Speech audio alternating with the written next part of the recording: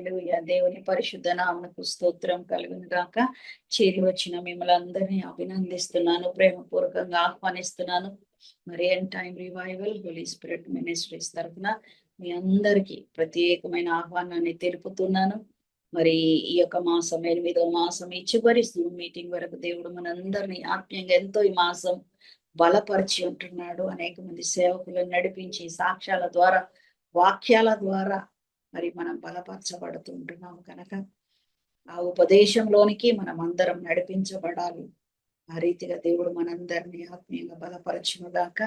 మరి ఈ సమయంలో మరి మనం ప్రాముఖ్యమైన అంశంలోనికి వెళ్దామండి. మరి ప్రార్థించిన వారందరిని బట్టి నేను దేవుని స్తుతిస్తున్నాను. ఈ సమయంలో మరి ప్రైజ్ అండ్ వర్షిప్ మరి సిస్టర్ ఏంజెలా వినోద్ గారు గాస్పల్ సింగర్ మన మధ్యలో ఉన్నారు. ప్రభు వారిని ఆత్మతో మరి పౌలు అంటాడు, ఆత్మలో పాడుదును, ఆత్మలో ప్రార్థిస్తానని, ఆత్మలో మరి ఆయన బోధిస్తాడని. కనుక ఆత్మీయంగా మరి మనం అందరము ఆత్మపూర్ణులై ఈ యొక్క వర్షిప్ లో పాల్గొనాలి. ఎవరెక్కడున్నా పర్వాలేదు, మన హృదయము, మన తలంపులు, మరి మన మనసులో ఆరాధన చేస్తూ ముందుకు వెళ్దామండి. ఈ సమయము మరి ప్రత్యేకంగా మరి ప్రైజ్ అండ్ వర్షిప్ నడిపించడానికి సిస్టర్ ఏంజెలా వినోద్ గారిని ఆహ్వానిస్తున్నాను. Over to sister Angela Vinod. దేవుని పరిశుద్ధ శక్తిగల నామమునకు స్తోత్రం కలుగునుగాక. మరి దేవుడు మరి ఒకసారి పాడడానికి, స్తుతించడానికి దేవుడిచ్చిన ఈ అవకాశాన్ని బట్టి దేవాతి దేవునికి కృతజ్ఞతాస్తుతులు చెల్లిస్తూ, మరియు End Time Holy Spirit Ministries, End Time revival Holy Spirit Ministries మరి నడిపిస్తున్న సిస్టర్ ఎస్తర్ రాణి లింగాల గారికి, మరియు హోస్ట్ గా మరి ఈ యొక్క కార్యక్రమాన్ని నడిపిస్తూ మరి మమ్మల్ని అందరినీ కూడా మరి దేవుల్లో మరి ఐక్యపరుస్తూ, మా కుటుంబంలో దేవుడు ఇన్ని పరిచర్యలు ఇచ్చి మమ్మల్ని అందరినీ వాడుకుంటున్నందుకు వందనాలు. మరి సమయాన్ని మరి నాకు ఇచ్చిన మరి గ్లోరియస్ మిరాకిల్ మినిస్ట్రీస్ వారికి కూడా వందనాలు తెలియజేస్తున్నానండి. మరి గడిచిన దినాల్లో నాకెంతో బలహీన స్థితిలో ఉన్న నన్ను దేవుడు ముట్టి స్వస్థపరిచి, మరి జ్వరము, జలుబు, తర్వాత మరి కడుపులో ఇన్ఫెక్షన్ ఉండే వాటన్నిటి నుండి దేవుడు విడిపించి, దేవుడు ఇచ్చిన స్వస్థతను బట్టి దేవాతి దేవునికి వందనాలు తెలియజేస్తున్నాను. ఇంకా గొంతు కూడా ఇంకా అంత క్లియర్ అవ్వలేదు, కానీ దేవుని మహిమ కొరకు దేవుడు పాడాలి. మనము దేవుడు ఇచ్చిన అవకాశాన్ని సద్వినియోగపరచుకోవాలి. కనుక మనమందరం హృదయపూర్వకంగా దేవుణ్ణి ఆరాధిస్తూ, ఆయన వైపు చూస్తూ, మరి మన ఆత్మీయ నేత్రాలు ఆయన తట్టు త్రిప్పి నిజముగా మరి ఈ యొక్క పాటల ద్వారా దేవుడు మహిమపరచబడాలి. ఆత్మతో సత్యముతో మనం ఆయనను ఆరాధిద్దామండి. హల్లెలూయా. ఎందుకంటే సజీవులుగా ఉన్నామంటేనే ఆయన కృప. ఎంతో మంది చనిపోతున్నారు, సడన్ కార్డియాక్ అరెస్ట్. మరి ఈ దినం ఒక వార్త విన్నాను. మరి 39 years cardiology doctor, heart specialist, తనే మరి డాక్టర్ రౌండ్స్ లో ఉండే చనిపోయాడు.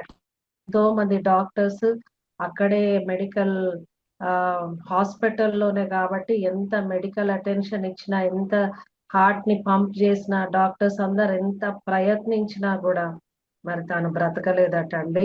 మరి భయంకరమైన దినాల్లో మనం ఎవ్రీడే మనం చూడగలుగుతున్నాం మరి ఒక దినాన్ని, అంటే ఆయన కృపని.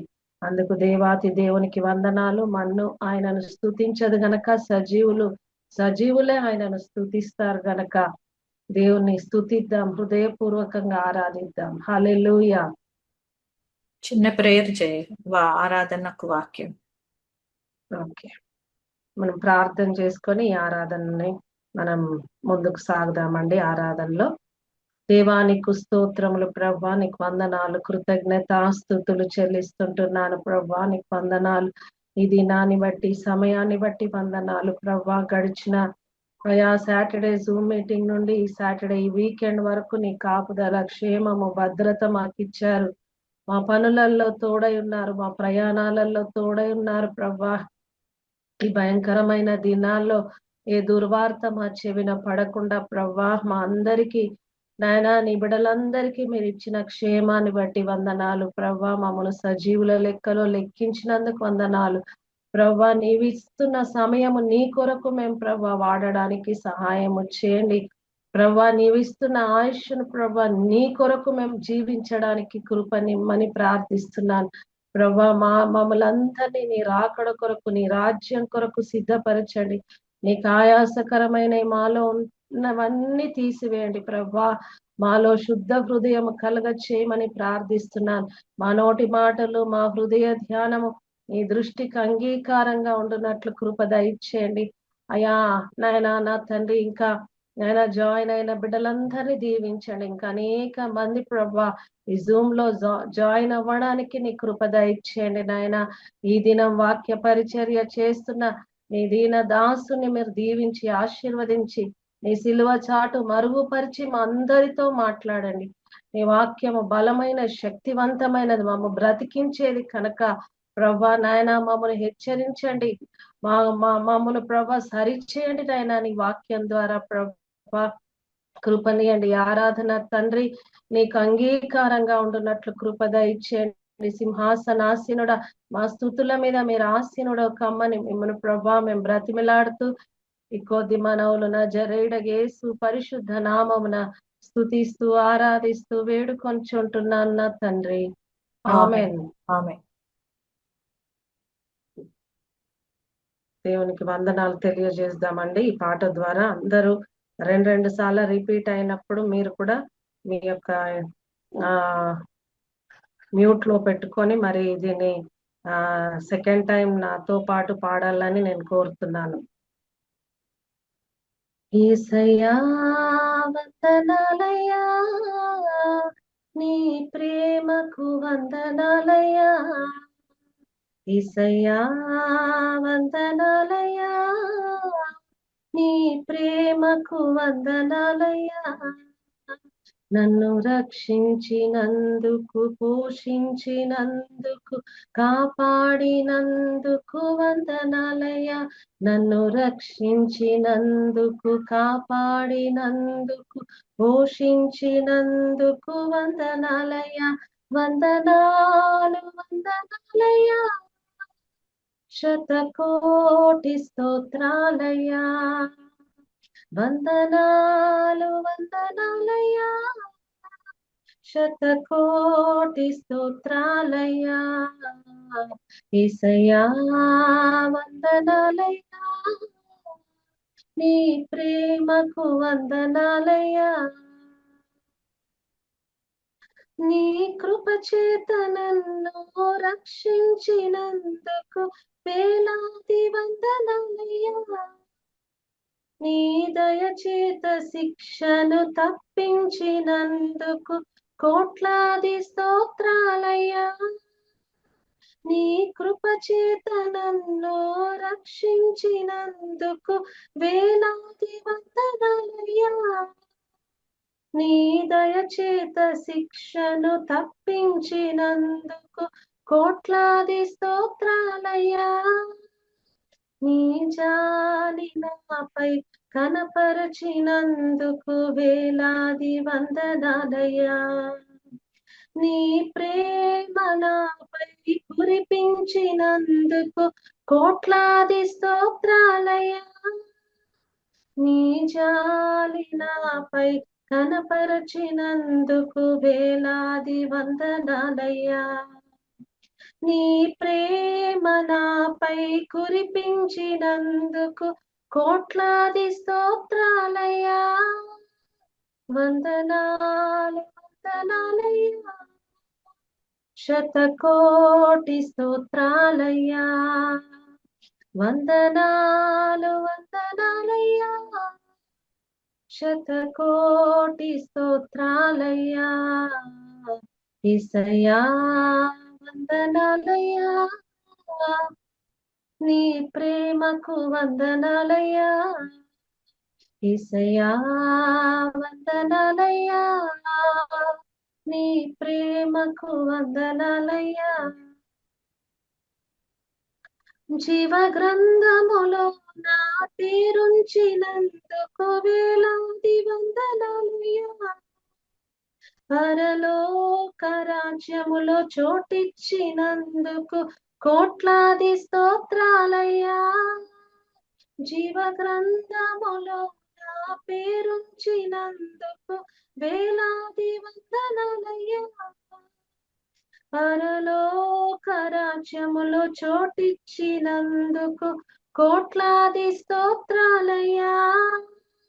నన్ను నరకము నుండి తప్పించినందుకు వేలాది వందనాలయ్యా. నీ సాక్షిగా ఇలలో నన్నుంచినందుకు కోట్లాది స్తోత్రాలయ్యా. నన్ను నరకము నుండి తప్పించినందుకు వేలాది వందనాలయ్యా. నీ సాక్షిగా ఇలలో నన్నుంచినందుకు కోట్లాది స్తోత్రాలయ్యా. వందనాలు వందనాలయ్యా. నీ ప్రేమకు వందనాలయ్యా. వందనాలు వందనాలయ్యా. శతకోటి స్తోత్రాలయ్యా. యేసయ్యా వందనాలయ్యా. నీ ప్రేమకు వందనాలయ్యా. యేసయ్యా వందనాలయ్యా. నీ ప్రేమకు వందనాలయ్యా. నన్ను రక్షించినందుకు, పోషించినందుకు, కాపాడినందుకు వందనాలయ్యా. నన్ను రక్షించినందుకు, పోషించినందుకు, కాపాడినందుకు వందనాలయ్యా. వందనాలు వందనాలయ్యా. శతకోటి స్తోత్రాలయ్యా. యేసయ్యా వందనాలయ్యా. నీ ప్రేమకు వందనాలయ్యా. దేవునికి స్తోత్రం. మన భక్తి, మన విశ్వాసం ఎంత మాత్రం కాదండి. కేవలం ఆయన కృప ద్వారానే మనం రక్షింపబడ్డాం. ఆయన ముందు మనం ఎవరు నిలబడతామండి? ఆయన యొద్ద మనకు కృప దొరుకుతుందంట. దేవునికి స్తోత్రం. ఆయన కృప ద్వారానే, ఆయన దయ ద్వారానే, ఆయన జాలి ద్వారానే మనల్ని రక్షించుకున్నాడు. జగత్ పునాది వెయ్యబడక మునిపే మనల్ని ఏర్పాటు చేసుకున్న దేవునికి వందనాలు చెల్లిద్దాం. హల్లెలూయా. ఎందరో నశించిపోతున్నారు, కానీ మనల్ని దేవుడు జ్ఞాపకం చేసుకొని ఆయన ఏర్పరచుకున్నాడండి మనల్ని. దేవునికి స్తోత్రం. హల్లెలూయా. మరి ఒక పాట పాడి దేవుని స్తుతిద్దాం, ఆరాధిద్దామండి. మరి పరలోకంలో వేలాది దూతలతో ఆయన స్తుతింపబడుతున్నాడు, ఆరాధింపబడుతున్నాడు. కానీ మరి భూమి మీద ఆయన తన స్వహస్తాలతో మనల్ని దేవుడు తన స్వరూపంలో, తన పోలిక చొప్పున మనల్ని నిర్మించాడు. కనుక మనం ఆయనను స్తుతించాలని, ఆరాధించాలని, మన స్తుతుల మీద ఆయన ఆసీనుడు కావాలని ఎంతో ఆశపడుతున్నాడు. కనుక స్తుతిలో గొప్ప శక్తి ఉందండి. కాబట్టి దేవుని మనం హృదయపూర్వకంగా ఆరాధిద్దాం. ఎన్నో మన కష్టాలలో, నష్టాలలో ఆయన మనకు తోడై ఉన్న దేవుడుగా ఉన్నాడు. మనల్ని విడిచిపెట్టలేదండి. మనల్ని మిమ్మల్ని విడువను ఎడబాయనని వాగ్దానం చేసిన దేవుడు, ఆపత్కాలంలో నమ్ముకొనదగిన సహాయకుడు మన దేవుడు. కనుక మనం మరి ఇంకొక పాట ద్వారా ఆయనను స్తుతించి ఆరాధిద్దాం. హల్లెలూయా. దేవ పరలోక దూతాలి నిన్ను పాడి కీర్తింప ఎంతో ఎంతో మహిమా. నిన్ను భూమిలోని ప్రజలంత కొనియాడి కీర్తింప ఎంతో ఎంతో మహిమా. నిన్ను భజించి పూజించి ఆరాధింప నీకే నీకే మహిమా. నిన్ను భజించి పూజించి ఆరాధింప నీకే నీకే మహిమా. మహిమా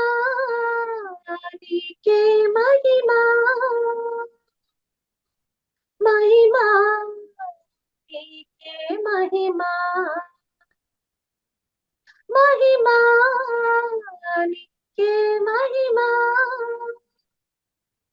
మహిమా నీకే మహిమా దేవ పరలోక దూతాని నిన్ను పాడి కీర్తింప ఎంతో ఎంతో మహిమా నిన్ను భువిలోని ప్రజలంతా కొనియాడి కీర్తింప ఎంతో ఎంతో మహిమా కష్టాలలోన నష్టాలలోన కన్నీరు తుడిచింది నీవే కదా కష్టాలలోన నష్టాలలోన కన్నీరు తుడిచింది నీవే కదా నా జీవితాంతం నీ నామ స్మరణే చేసేదనా యేసయ్యా నా జీవితాంతం నీ నామ స్మరణే చేసేదనా యేసయ్యా దేవ పరలోక దూతాని నిన్ను పాడి కీర్తింప ఎంతో ఎంతో మహిమా నిన్ను భూమిలోని ప్రజలంతా కొనియాడి కీర్తింప ఎంతో ఎంతో మహిమా నా కొండ నీవే నా కోట నీవే నా నీతి నా ఖ్యాతి నా జ్యోతివే నా కొండ నీవే నా కోట నీవే నా నీతి నా ఖ్యాతి నా జ్యోతివే నిన్నే భజించి నిన్నే స్తుతించి ఆరాధింతునయ్యా నిన్నే స్మరించి నిన్నే స్తుతించి ఆరాధింతునయ్యా దేవ పరలోక దూతాలి నిన్ను పాడి కీర్తింప ఎంతో ఎంతో మహిమా నిన్ను భువిలోని ప్రజలంతా కొనియాడి కీర్తింప ఎంతో ఎంతో మహిమా నిన్ను భజించి పూజించి ఆరాధింప నీకే నీకే మహిమా నిన్ను భజించి పూజించి ఆరాధింప నీకే నీకే మహిమా మహిమా నీకే మహిమా మహిమా నీకే మహిమా మహిమా నీకే మహిమా మహిమా నీకే మహిమా దేవ పరలోక దూతాలి నిన్ను పాడి కీర్తింప ఎంతో ఎంతో మహిమా నిన్ను భువిలోని ప్రజలంతా కొనియాడి కీర్తింప ఎంతో ఎంతో మహిమా మహిమా నీకే మహిమా మహిమా నీకే మహిమా మహిమా నీకే మహిమా మహిమా నీకే మహిమా దేవ పరలోక దూతాలి నిన్ను పాడి కీర్తింప ఎంతో ఎంతో మహిమా నిన్ను భువిలోని ప్రజలంత కొనియాడి కీర్తింప ఎంతో ఎంతో మహిమా. దేవునికి స్తోత్రం కలుగునుగాక. హల్లెలూయా. దేవుడిచ్చిన సమయాన్ని బట్టి దేవునికి కృతజ్ఞతాస్తుతులు సమర్పించుకుంటూ ఈ ప్రైజ్ అండ్ వర్షిప్ ని నేను ముగిస్తున్నానండి. నేను ఈ సమయాన్ని హోస్ట్ గారికి అప్పగిస్తున్నాను. Thank you so much. Hallelujah, hallelujah. దేవుని నామానికి స్తుతి కలుగునుగాక.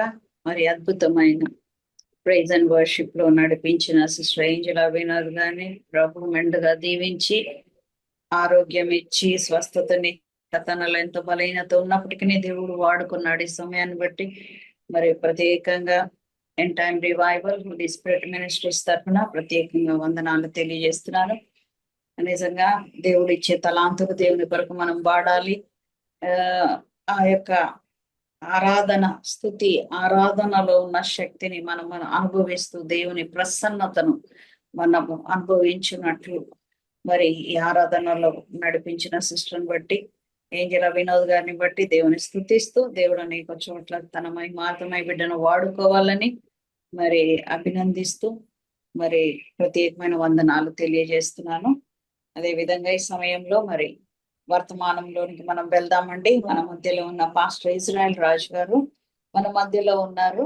మరి ఈ సమయంలో వారు మనకు వాక్యోపదేశం అందించడానికి మరి దేవుడు ఈ దినము తనను ఏర్పాటు చేసిన విధానాన్ని బట్టి దేవుని స్తుతిస్తున్నాను.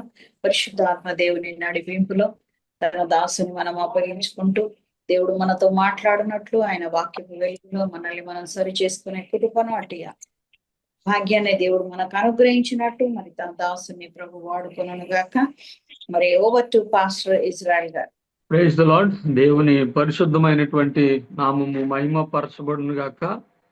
ఈ యొక్క గ్లోరియస్ మినిస్ట్రీస్ నుండి End Time revival Holy Spirit Ministries ద్వారా జరుగుతున్నటువంటి ప్రత్యేకమైన మరి జూమ్ మీటింగ్ బట్టి నేను దేవుని స్తుతిస్తూ ఉన్నాను. అంత మాత్రమే కాదు, మరి ప్రోగ్రామ్ ని హోస్ట్ చేస్తున్నటువంటి సిస్టర్ ఎస్తేర్ గారిని బట్టి కూడా నేను దేవుని ఎంతగానో స్తుతిస్తున్నాను. వారికి కలిగిన ఈ దర్శనాన్ని బట్టి, ప్రభు వారు నడిపిస్తున్న విధానాన్ని బట్టి, మరి వారి గురించి నేను విన్నప్పుడు నేను చాలా సంతోషించాను, దేవుని స్తుతించాను. ఎందుకంటే ఈ రోజుల్లో ఎవరికి వారు సొంత ఉద్యోగాలను లేకపోతే వారి పనులను కుటుంబాలను చూస్తా ఉన్నారు. కానీ ఫిలిప్పీ పత్రిక 2వ అధ్యాయంలో చెప్తాడు, అందరూ సొంత కార్యాలని చూస్తా ఉన్నారు కానీ యేసుక్రీస్తు కార్యములను చూడట్లేదు అని. కానీ మరి పరిచర్య భారము, దేవుని యొక్క వాక్యం వినిపింప చేయాలి, అనేక మందిని బలపరచాలనే ఉద్దేశాన్ని కలిగి ఈ కార్యక్రమాన్ని అనేక మందిని ప్రోత్సహిస్తూ నడిపిస్తున్నారు. వారిని బట్టి మరొకసారి నేను దేవుని స్తుతిస్తూ ఉన్నాను. అల్పునైనటువంటి నన్ను కూడా జ్ఞాపకం చేసుకుని ఈరోజు ఈ కార్యక్రమంలో దేవుని మాటలు మీతో కూడా కలిసి ధ్యానించడానికి పరిశుద్ధాత్మ దేవుని సహాయముతో మనము మరి ఈ మాటలు దేవుని యొక్క మాటలు వినడానికి ప్రభు మనకి ఇచ్చిన సమయాన్ని బట్టి, ధన్యతను బట్టి నేను ఎంతగానో సంతోషిస్తూ ఉన్నాను. సిస్టర్ గారు ముందుగా తెలియజేసినట్టుగానే నా పేరు ఇజ్రాయెల్ రాజు అండి. మాది ఆంధ్రప్రదేశ్ వెస్ట్ గోదావరి డిస్టిక్ తాడేపల్లిగూడెం మండలం దగ్గర జగన్నాథపురం అని ఒక విలేజ్. అక్కడ సెంటినరీ బేతల్ కృష్ణ అసెంబ్లీలో మరి నేను పరిచర్య చేస్తూ ఉన్నాను. మా యొక్క నేపథ్యం వచ్చేసి మరి మా పూర్వీకుల నాటి నుండి, మా తాతయ్య గారి నుండి కూడా ఇక్కడ పరిచర్య కొనసాగుతుంది.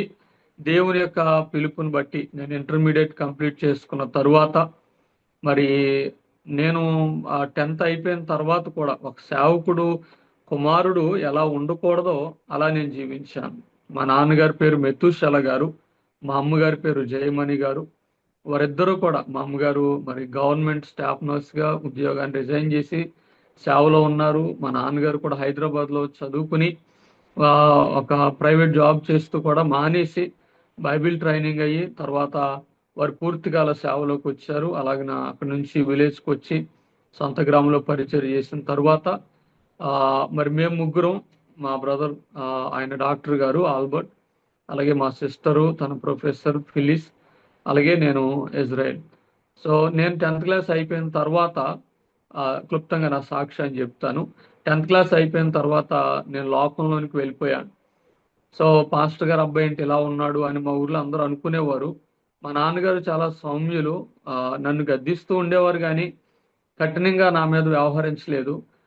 కానీ ఆయన, మా డాడీ కానీ మమ్మీ కానీ వారు ఎంత ప్రార్థన చేసి ఉంటారో, నేను మారిన తర్వాత ప్రభు నన్ను సేవకు పిలిచిన తర్వాత నాకు అర్థమైంది. వారు నన్ను ఎక్కడ ఫోర్స్ చేయలేదు ఏ విషయంలో కూడా. వారు ప్రార్థన మాత్రమే చేస్తుంటారు. కనుక నేను లోకంలోనికి వెళ్ళిపోయి కొన్ని వ్యసనాలకు కూడా లోనయ్యి, చెడ్డ స్నేహాలకు లోనయ్యి, ఎన్నో దురాశలు, ఎంతో చెడుతనం మరి వాటిలో ఉంటా ఉన్నప్పుడు దేవుడు అద్భుతంగా నన్ను పిలుచుకున్నాడు. ఆ సాక్ష్యాన్ని ఆలోచన చేస్తే మా ఇంట్లో నేను ఇంటర్మీడియట్ అయిపోయింది, సెకండ్ ఇయర్ ఎగ్జామ్స్ రాసేసాను, సెలవులు.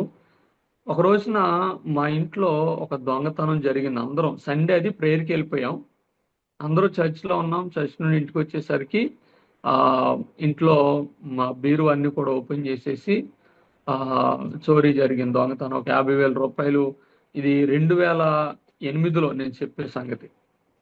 జరిగినప్పుడు పోలీస్ కంప్లైంట్ ఇచ్చాం, అన్నీ జరిగినాయి. చాలా మంది చుట్టుపక్కల వారు అడిగినప్పుడు ఏముందండి వాళ్ళ అబ్బాయి తీసేసి ఉంటాడో, ఆ అబ్బాయి పేకాట ఆడతాడో, లేకపోతే అబ్బాయి తాగుతాడని నా మీద మరి లేనిపోని మాటలు చెప్పారు. నేను చెడ్డవాడితో తిరిగేవాడిని, నాకు కూడా చెడ్డ పేరు వచ్చింది. నేను తాగకపోయినా తాగేవాడితో ఉండేవాడిని కనుక ఆ పేరు వచ్చింది. నేను ఆడకపోయినా పేకాట ఎక్కడ ఆడితే అక్కడ ఉండేవాడిని కనుక ఆ పేరు వచ్చింది. ఆ రీతిగా నన్ను చెడ్డవాడిగా చేసి ఒక రోజంతా నన్ను పోలీస్ స్టేషన్లో పెట్టారు. ఆ దొంగ, ఆ వ్యక్తి ఎవరో దొరికాడు. దొరికిన తర్వాత మరి అతను కూడా అరెస్ట్ చేశారు. నన్ను తర్వాత విడుదల చేసినప్పటికీ కూడా ఆ దొంగ మరి ఏమైందో తెలియదు, భయంతో అతను ఆత్మహత్య చేసేసుకున్నాడు. సో అతను ఆత్మహత్య చేసుకుంటే వాళ్ళందరూ వచ్చి మరలా మా మీద పడ్డారు, మీ వల్ల ఇది జరిగింది, సో మీ వల్లే అయింది కాబట్టి అతను చనిపోవడం అనే కేసు కూడా మేము మీ అబ్బాయి మీద పెడతామని మా నాన్నగారిని బెదిరించారు. ఆయన చాలా కృంగిపోయారు అలాంటి సమయంలో. సో అప్పుడు నేను ఆలోచన చేసుకున్నాను, నా చెడ్డ ప్రవర్తన వల్లే కదా ఫ్యామిలీకి ఇంత చెడ్డ పేరు వస్తూ ఉంది, ఇంత నష్టపోతా ఉన్నాం అని నేను ఆలోచన చేసుకుని నాలో నేను పశ్చాత్తాపడి నా పాపం విషయమై దేవుని దగ్గర నేను ఒప్పుకున్నాను. నా చెడు ప్రవర్తన అంతటిని కూడా దేవుని దగ్గర ఒప్పుకున్నప్పుడు నేను 10th క్లాస్ చదువుతున్నప్పుడే గాస్పల్ మీటింగ్స్లో దేవుని సేవకులు వాక్యాలు చెప్తున్నారు. 1 జాన్ నుండి 1 యోహాను పత్రిక నుండి 2వ అధ్యాయం 15వ వచనంలో, ఈ లోకంలో ఉన్నదంతయు శరీరాశ, నేత్రాశ, జీవపు డంబం, అవి దేవుని వలన కలిగినవి కాదు. ఈ లోకము దాని ఆశలు గతించును, కానీ దేవుని చిత్తం జరిగించువాడు నిరంతరము నిలుచును అని. ఆ మాటకు నేను ప్రేరేపించబడి దేవుని కొరకు తీర్మానం చేసుకోవాలని అనుకున్నప్పుడు నా పక్కన ఉన్న స్నేహితులను నన్ను వెనక్కి లాగారు. అప్పుడే కాదులేరా మనందరం కలిసి తర్వాత తీర్మానం చేసుకుందాం, తర్వాత బాప్తీసం తీసుకుందామని నన్ను వెనక్కి లాగితే ఆ తర్వాత 2 సంవత్సరాలు విపరీతమైనటువంటి చెడ్డ స్నేహాలకు లోనయ్యి ఉండగా మరి నేను ఎప్పుడైతే ఆ దొంగతనం విషయంలో ఇవన్నీ జరిగాయో అప్పుడు మరలా దేవుడు అదే వాక్యం ద్వారా నాతో మాట్లాడాడు. సో ఈ లోకంలో ఉన్నదంతా కూడా అవి దేవుని వలన కలిగింది కాదు, అవన్నీ గతించిపోతాయి, దేవుని చిత్తమే నిరంతరం నిలుస్తుంది అని అన్నప్పుడు నేను మరలా దేవుని దగ్గర తీర్మానం చేసుకుని దేవుని వైపు తిరగడం జరిగింది. అప్పట్లో ఆ కేసులు అవన్నీ కూడా మరి క్లియర్ అయిపోయినాయి. అది మా మీదకేమీ రాలేదు, కానీ చాలా చెడ్డ పేరు అయితే మరి నా వలన లేదా నాకు వచ్చింది, నా వలన ఫ్యామిలీ కూడా సఫర్ అయ్యారు. సో ఆ టైంలో ఒకవేళ నేను అనుకుంటాను దేవుడు ఒకవేళ నన్ను మార్చడానికి ఇలాంటి పరిస్థితులన్నీ కలిగించాడా ఏమో నాకు తెలియదు, కానీ ఆయన చిత్తంలో, ఆయన సంకల్పంలో ఒక గొప్ప ప్రణాళిక అయితే నా పట్ల కలిగి ఉన్నాడు అని అనుకుని మా నాన్నగారి దగ్గరికి నేను వెళ్ళాను. డాడీ నేను సేవ చేయాలనే తీర్మానం తీసుకుంటా ఉన్నానని చెప్పినప్పుడు ఆయన సంతోషించారు. సంఘంలో చెప్పి ప్రార్థన చేసి అప్పుడు నన్ను బైబిల్ ట్రైనింగ్ పంపించారు. నేను అంతకుముందు మా నాన్నగారు 1-2 సందర్భాల్లో నువ్వు సేవ చేయాలి, బైబిల్ ట్రైనింగ్కి వెళ్ళాలన్నప్పుడు నేను తిట్టేవాడిని. ఎవడు చేస్తాడు సేవ? మీ అడుక్కుని బ్రతుకు, మీరు చేతిలో సంచేసుకుని వెళ్తారో, మీకంటూ ఒక జీతం ఉండదు, ఎందుకు వచ్చిన బ్రతుకు అది, అడుక్కునే బ్రతుకు అది, అసలు అలాంటి పరిస్థితులకు నేను వెళ్ళనని తిట్టేవాడిని. నేను ఇంటర్ అయిపోయిన తర్వాత కూడా ఇంటర్లో ఉంటుండగానే నేను మల్టీమీడియా యానిమేషన్ ఈ కోర్సులన్నీ నేర్చుకుని సినిమాల వైపు వెళ్ళాలి, ఈ సినిమాలకు సంబంధించిన ఎడిటింగ్ వర్క్స్, ఈ ఎఫెక్ట్స్, విఎఫ్ఎక్స్ ఇవన్నీ కూడా చేయాలని ఆ రోజుల్లోనే చాలా పట్టుదలతో నేర్చుకున్నా. ఇంటర్ అయిపోయిన తర్వాత అట్టే వెళ్ళాలని అనుకున్నాను. కానీ మరి దేవుడు నన్ను మార్చాడు. ఎవరిని ఎక్కడ ఏ పరిచర్యనైతే, ఏ ఏ గొప్ప ఉన్నతమైనటువంటి సేవనైతే నేను కించపరుస్తూ మాట్లాడానో అక్కడికే దేవుడు నన్ను పిలుచుకున్నాడు. సో అప్పుడు నేను హైదరాబాద్లో ఉన్నటువంటి భారత్ బైబిల్ కాలేజ్లో ట్రైనింగ్ కోసం జాయిన్ అయ్యాను. అక్కడ వెళ్ళినప్పుడు కూడా మరలా శోధనలే. నేను వెళ్ళినటువంటి 5 డేస్కే నాకు వెనక్కి వచ్చేయాలని ఆలోచన. ఎందుకంటే అక్కడ ఉన్నటువంటి వాతావరణం, ఆ పరిస్థితి, నేను బైబిల్ ట్రైనింగ్ అంటే ఏమనుకున్నానంటే ఏదో మనం వెళ్తాం, వాళ్ళు ప్రసంగాలు చెప్తారు, అవి రాసుకుని నేర్చుకుని వచ్చేయడమే అనుకున్నాను. కానీ అక్కడికి వెళ్ళిన తర్వాత మరలా సేమ్ బయట ఎలాగైతే సెక్యులర్ కాలేజీలో చదువుకుంటామో అలాగే కాలేజీలు, study hours, assignments, library hours ఇవన్నీ చూసేసరికి నాకెందుకో ఉండాలనిపించలేదు. లోకం మళ్ళీ పిలుస్తూ ఉంది, మరలా లోకాసులు పిలుస్తూ ఉన్నాయి, స్నేహితులు ఫోన్ చేసి వచ్చేయమంటా ఉన్నారు. నేను ఒక రోజున మా నాన్నగారికి ఫోన్ చేసి, ఆ రోజుల్లో కాయిన్ బాక్సులు ఉండి కిలోమీటర్ నడుచుకుని వెళ్ళి నేను ఫోన్ చేసి చెప్పాను, డాడీ నాకు ఉండాలనిపించట్లేదు, నేను వచ్చేస్తున్నాను అని అన్నా. మా నాన్నగారు ఒకటే ఒక మాట అన్నారు, ఏంటంటే దేవుడు నీకు అవకాశం ఇచ్చాడు, దాన్ని సద్వినియోగం చేసుకుంటే చేసుకో, పాడు చేసుకుంటే చేసుకో, నేను ఇంకేం చెప్పనని చెప్పి ఆ మాట చెప్పి పెట్టేశారు ఫోన్. నేను వెంటనే హైదరాబాద్లోనే మా చిన్నాన్నగారు ఉంటే ఆయన ఫోన్ చేసి, అంకుల్ నేను వచ్చేస్తాను, నన్ను తీసుకెళ్ళిపోండి అని నేను అన్ని సర్దేసుకుని వెళ్ళిపోవడానికి రెడీగా ఉంటే, అది కూడా నేను కాలేజీలో చెప్పకుండా దొంగచాటుగా వెనకాల నుండి వెళ్ళిపోవాలనుకున్నాను. ఆ టైంలో ఎవరు చెప్పారో మా డీన్ సార్కి, రిజిస్ట్రార్ సార్కి చెప్పేశారు. వాళ్ళు వెంటనే వచ్చిన రూమ్ డోర్ నాక్ చేశారు. నేను అన్ని సర్దుకుని ఉన్నాను. ఏం తెలియనట్టుగా తీసి బయటకు వస్తే, ఏంటి ఇజ్రాయెల్ వెళ్ళిపోతాను అన్నావు అంటే ఏంటని మా డీన్ సార్ అడిగారు. అలాగేం లేదు సార్, నాకు నచ్చలేదు ఇక్కడ, నేను వెళ్ళిపోతానని అంటే, అప్పుడు ఆయన ఏమన్నారంటే, ఒక 1 వీక్ చూడమ్మా, నీకు నచ్చకపోతే మేమే పంపించేస్తాం, ఒక 1 వీక్ ట్రై చేసి చూడు, స్టార్టింగ్ కదా, ఇంకా పిల్లలందరూ రాలేదు, ఇంకా క్లాసెస్ అన్ని పూర్తిగా రెజ్యూమ్ అవ్వలేదు కనుక నువ్వు కొంచెం వెయిట్ చేయని అన్నారు. సో నేను అలాగా ఒక 1 వీక్ వెయిట్ చేయడం ద్వారా దేవుడు నన్ను అక్కడ 5 సంవత్సరాలు ఉంచాడు. 5 ఇయర్స్ నేను బైబిల్ కాలేజ్లో చదువుకుని 2008 నుండి 2013 వరకు కూడా నేను బీటెక్ అలాగే బ్యాచిలర్ ఆఫ్ డివినిటీ కూడా కంప్లీట్ చేసుకుని కాలేజ్ నుండి బయటకు వచ్చి, ఏ గ్రామంలో అయితే నేను సాక్ష్యాన్ని కోల్పోయానో, ఎక్కడైతే నాకు ఒక చెడ్డ ముద్ర పడిందో అక్కడే దేవుడు నన్ను నిలబెట్టుకుని ఈనాడు అదే ప్రజల మధ్య ఆయన పరిచర్య చేయడానికి వాడుకుంటా ఉన్నాడు. 2013 నుండి 19 వరకు మా నాన్నగారితో కలిసి చేశాను. 19లో మా నాన్నగారు ప్రభు సన్నిధికి వెళ్ళారు. అప్పటి నుంచి ఇప్పటి వరకు ఈ పరిచర్య జరిగిస్తున్నాను. 2016లో ప్రిసిల్లా కొవ్వూరు, రాజమండ్రి దగ్గర కొవ్వూరు అనేటువంటి ఊరు దగ్గర ఔరంగాబాద్ అనే విలేజ్ ఉంటుంది. అక్కడ దేవుని సేవకులు పాస్టర్ చిట్టుబాబు గారు అని వారి కుమార్తెను వివాహం చేసుకున్నాను. వారు కూడా ప్రభు సన్నిధికి వెళ్తే 2016 నుండి మరి అక్కడ 2 చోట్ల కూడా దేవుని సేవ జరిగించడానికి ప్రభు వాడుకుంటా ఉన్నారు. మరి ఈ రీతిగా నేటి వరకు ఆయన పరిచర్యలు ఉండడానికి అనేక చోట్ల సువార్త దండయాత్రలు ఏజెన్సీల్లో కానీ, ఆయా గ్రామాల్లో కానీ ప్రతి నెల వెళ్ళి సువార్త పరిచర్య చేయడానికి, యూత్ రిట్రీట్స్, యాన్యువల్ మీటింగ్స్ ఏది కూడా లేజీగా ఉండకుండా ప్రతి కార్యక్రమాన్ని కూడా చేయడానికి దేవుడు తన కృపనిచ్చి నడిపిస్తా ఉన్నారు. కనుక ఇది నా క్లుప్తమైనటువంటి సాక్ష్యం. సో దేవుడు ఎలాంటి వారినైనా, ఎంతటి మొండి వారినైనా, ఎలాంటి వారినైనా మార్చగలుగుతాడు అనేదానికి నేనే సాక్ష్యం. ఎందుకనంటే నేను చాలాసార్లు అనుకునేవాడిని, ఎటు వచ్చినా కానీ ఈ సేవకు, ఈ పరిచర్యకు మాత్రం రాకూడదు అని.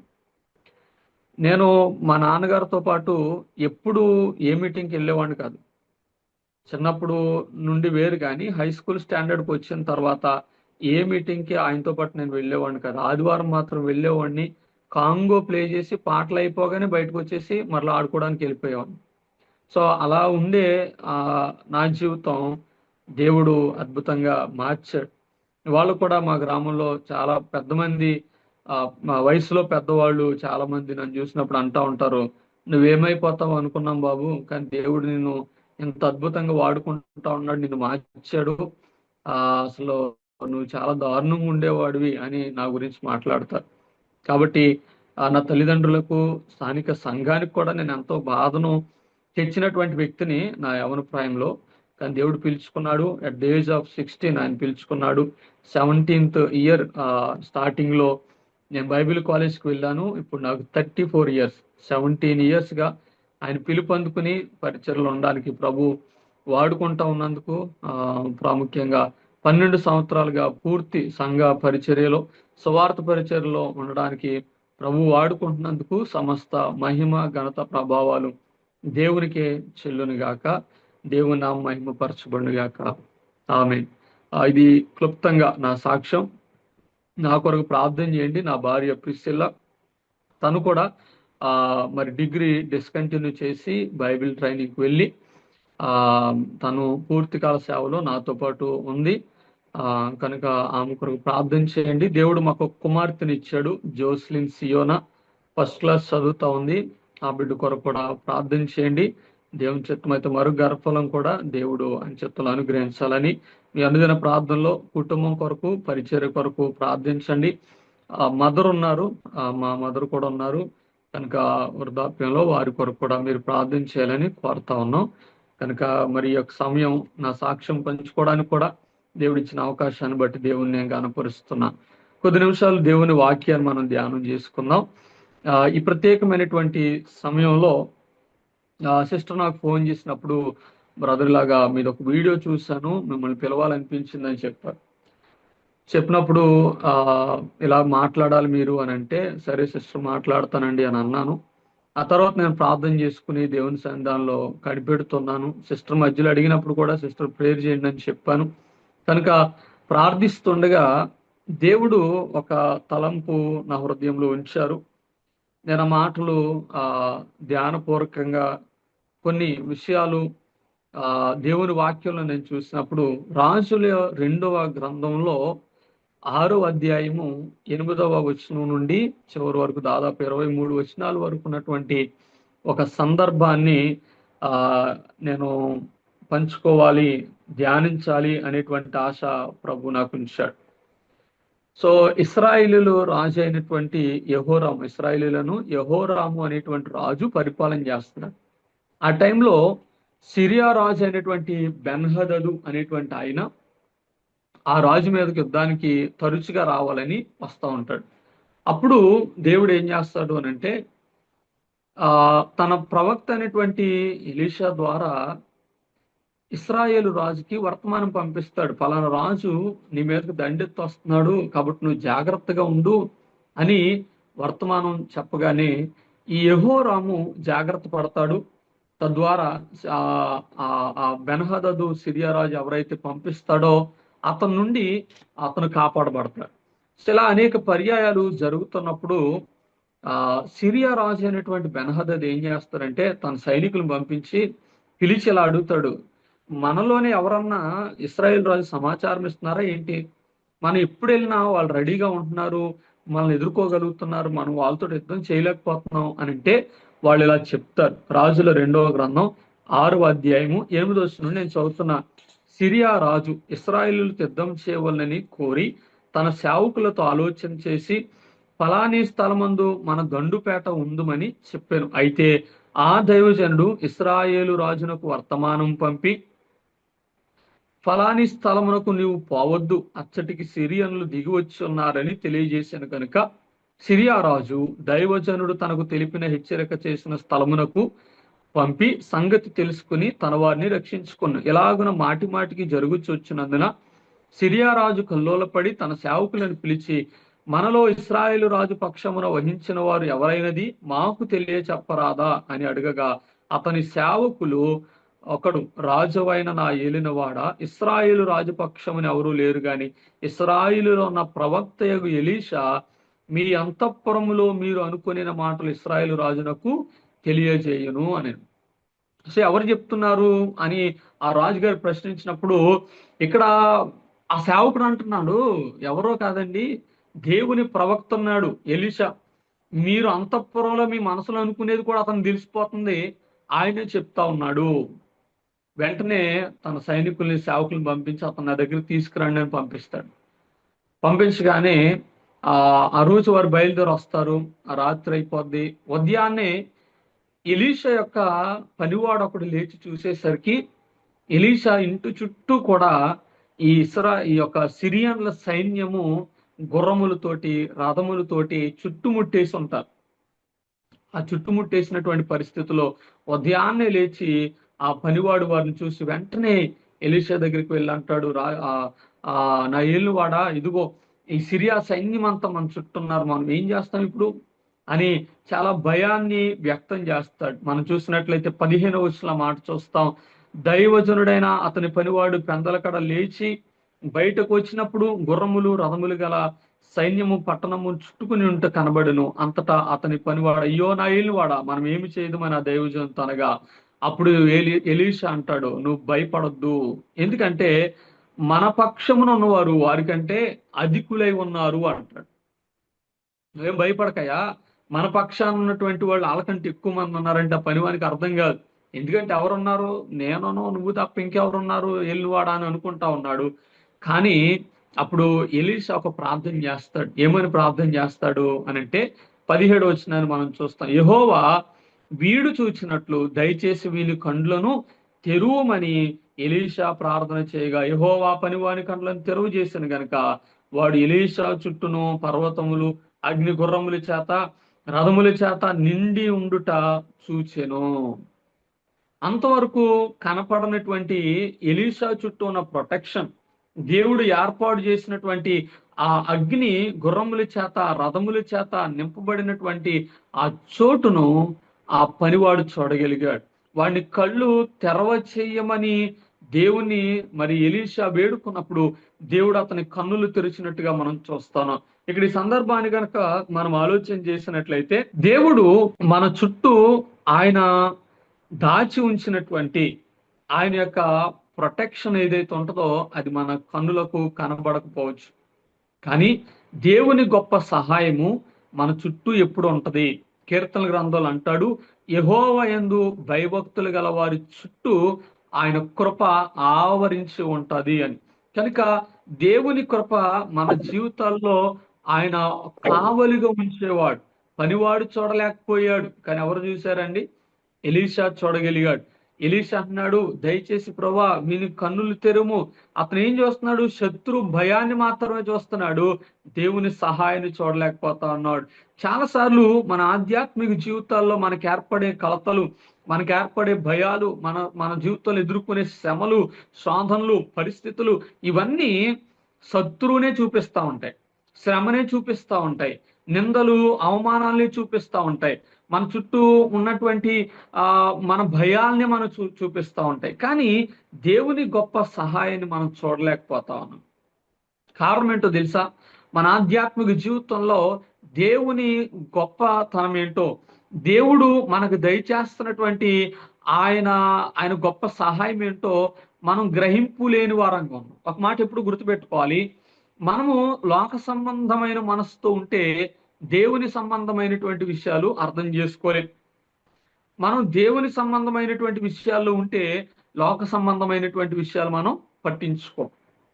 దేవుని వాక్యం కూడా చెప్తాడు, కొలస్సీలకు రాసినటువంటి పత్రిక 3వ అధ్యాయంలో అంటాడు, మీరు పైనున్న వాటినే అనగా దైవ సంబంధమైన వాటి అందే మనస్సు ఉంచండి కానీ భూ సంబంధమైన వాటి మీద మనస్సు పెట్టవద్దు అంటాడు. మనం దేవునితో మనకుండే రిలేషన్షిప్, ఆ ఫెలోషిప్ ఏదైతే ఉంటుందో, ఆ సహవాసము ఆయన మన పట్ల ఏం జరిగిస్తున్నాడు అనేది చూసేలాగా దేవుడు మన మనోనేత్రాలకు మన చుట్టూ ఉన్నవారు చూడలేంది కూడా మనకు చూపించగలిగినటువంటి సామర్థ్యం కలిగినటువంటి వాడుగా ఉన్నాడు. ఎలీషా యొక్క ఆ గొప్ప విశ్వాసం, ఆ శత్రులందరూ వచ్చి నిలబడ్డారు. ఒక మాట ఆలోచన చేద్దాం, రాజుగారు అంతఃపురంలో ఏమనుకుంటున్నారో ఎరిగినటువంటి దైవజనుడు ఆయన, అదే రాజుగారు వాళ్ళందరినీ పంపుతున్న సంగతి ఎరగకుండా ఉంటాడా? ఆ పనివానికి ఆ విశ్వాసం, అయ్యో మా రాజుగారు అక్కడ జరిగేదంతా కూడా ఇశ్రాయేల్ రాజు చెప్తున్నాడు కదా, వీళ్ళు వచ్చి నుంచున్నారంటే వీళ్ళ గురించి కూడా తెలిసే ఉంటది కదా అని పనివాడు అనుకోలేకపోయాడు. అతని అల్ప విశ్వాసం భయపడేలా చేసింది. అయ్యో నా ఏలిన వాడా, మనం ఏం చెయ్యాలి? ఏమంటే చాలాసార్లు మన జీవితాల్లో కూడా అంతే కదా, ఏం చేయాలి పాలుపోవడం లేదు. కష్టం రాగానే ఏం చేయాలని భయపడిపోతా ఉంటాం. శ్రమలు రాగానే ఏం చేయాలో అర్థం కానిటువంటి పరిస్థితులు. గమనించండి, మన విశ్వాసము మన ఆటంకాల్ని, మన అవరోధాలని, మన చుట్టూ ఉన్నటువంటి దేనైనా మరి ఎదిరించగలిగినటువంటి, పడదోయజాలగలిగినటువంటి శక్తి కలిగిన విశ్వాసం. దానిలో మనం సన్నగిల్లడానికి వీల్లేదు. అపోస్తలుడైనటువంటి పౌలు గారు కూడా కొరింథీ పత్రికలో అంటాడు, అపాయములో ఉన్నను ఉపాయము లేని వారము కాము అంటాడు. ఈవెన్ మనం ఎలాంటి సర్కమ్స్టాన్సెస్ లో ఉన్నా, ఎలాంటి కష్టాల్లో ఉన్నా దేవుని గొప్ప సహాయం మనకు ఉంటది. దేవుడు మనకు సహాయము చేసేటువంటి దేవుడు.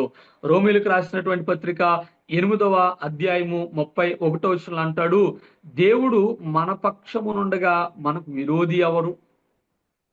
దేవుడు మన పక్షాన ఉన్నాడు, ఇంకా మనకు విరోధి ఎవరు అంటే విరోధులు లేరు అని చెప్పట్లేదు. విరోధి ఉన్నా వాడు మనల్ని ఏం చేయగలడు అని అర్థం. కనుక ఆయన మన పక్షాన ఉన్నాడు, ఆయన మనతో ఉన్నాడు. మనం ఎవరం అంటే సైన్యములకు అధిపతి అయినటువంటి దేవుని బిడ్డలం, దేవుడు ఏర్పాటు చేసుకున్నటువంటి వారం. ఇంకా మనకు భయం ఎందుకు? కృంగిపోతా ఉన్నాం చాలాసార్లు, బెదిరిపోతా ఉన్నాం చాలాసార్లు, అదిరిపోతా ఉన్నాం కదా. ఎందుకు అంటే చిన్న చిన్న విషయాలు. గమనించండి, సమస్య పెద్దదా, మన దేవుడు గొప్పవాడా?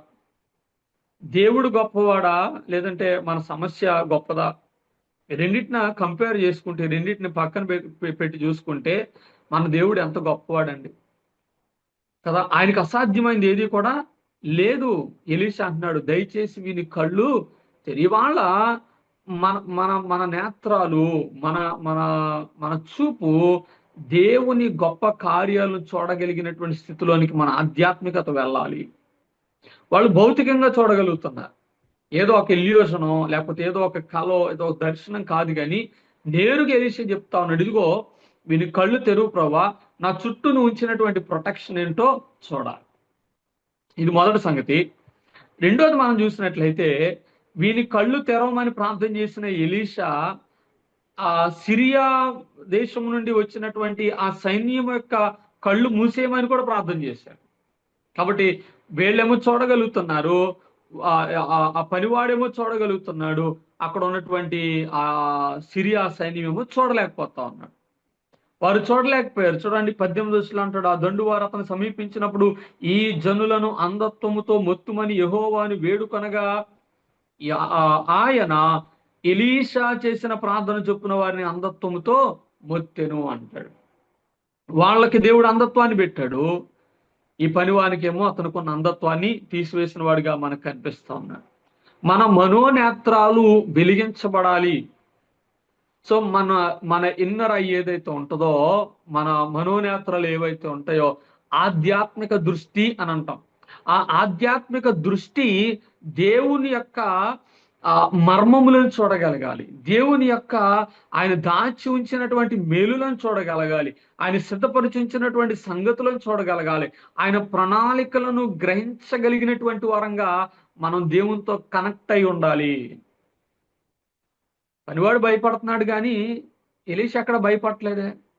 కారణం ఏంటంటే తను ఒకటి అనుకున్నాడు, నా దేవుడు ఈ లోకంలో ఉన్నటువంటి ఎవరికంటే కూడా గొప్పవాడు. ఆ సిరియా రాజు నియమించిన వాడే ఆయన, ఆ సిరియా రాజు దండు ఎక్కడి వరకు రావడానికి అనుమతించిన వాడే ఆయన. కనుక ఆయనకి అసాధ్యమైంది ఏమీ లేదు. ఆలోచన చేద్దాం, మన జీవితాల్లో మన దేవుడు ఎంత గొప్పవాడు మనం అర్థం చేసుకున్నంత కాలం మనం ఎప్పుడు ఓడిపోం, మనం ఎప్పుడు ఆధారపడం. మన దేవుని గొప్పతనాన్ని మనం చూడలేనప్పుడే, ఎప్పుడైతే మనం చూడలేని వారంగా, గ్రహించలేని వారంగా ఉంటామో అప్పుడే మనం బలహీనమైపోతాం. కనుక మనం చూడగలగాలి. అందుకనే ఎఫెసీయులకు రాసినటువంటి పత్రికల్లో అపోస్తలుడైనటువంటి పౌలు గారు సంఘం కొరకు చక్కటి ప్రార్థన చేస్తాడు. మొదటి అధ్యాయము 15వ వచనాన్ని ఎఫెసీ పత్రికలో చూసినట్లయితే, ఇదిగో నేను మీకోసం మానకుండా దేవునికి ప్రార్థన చేస్తున్నానని పౌలు గారు మాట్లాడుతూ ఆయన ఎలా ప్రార్థన చేస్తున్నాడు, ఏమని ప్రార్థన చేస్తున్నాడు? ఎఫెసీ పత్రిక మొదటి అధ్యాయం 15వ వచనం నుండి చదువుతున్నాను. ఈ హేతు చేత మన ప్రభు అయిన యేసునందలి విశ్వాసమును గూర్చి పరిశుద్ధులందరూ చూపుచున్న విశ్వాసమును గూర్చి నేను వినినప్పటి నుండి మీ విషయమై మానక దేవునికి కృతజ్ఞతాస్తుతులు చెల్లించున్నాను, మరియు మీ మనోనేత్రములు వెలిగించబడినందున అంటున్నాడు. మిమ్మల్ని బట్టి నేను దేవుని కృతజ్ఞతలు చెల్లిస్తున్నాను. అంత మాత్రమే కాదు, మీ మనోనేత్రాలు వెలిగించబడ్డాయి. ఇప్పుడు నువ్వు చూస్తున్నా అంటే పౌలు గారు ఏం చెప్తున్నాడు ఇక్కడ? ఒకప్పుడు ఆధ్యాత్మిక అంధత్వంలో మీరు ఉన్నారు. ఎలాంటి అంధత్వం అది? కొరింథీయులకు రాసినటువంటి 2వ పత్రిక 4వ అధ్యాయం 12వ వచనం అంటాడు, అపవాది మన మనోనేత్రాలకు గుడ్డితనం సువార్త ప్రకాశమానం మన మీద ప్రకాశింపకుండా చేశాడు. అప్పుడు మనము అపరాధముల చేత పాపముల చేత చచ్చిన స్థితిలో దేవుని కార్యములను చూడలేని వారంగా ఉన్నాం. కానీ ఇప్పుడు యేసుక్రీస్తు ప్రభునందు విశ్వాసం ఉంచిన తర్వాత మన మనోనేత్రాలు వెలిగించబడ్డాయి. లూదియా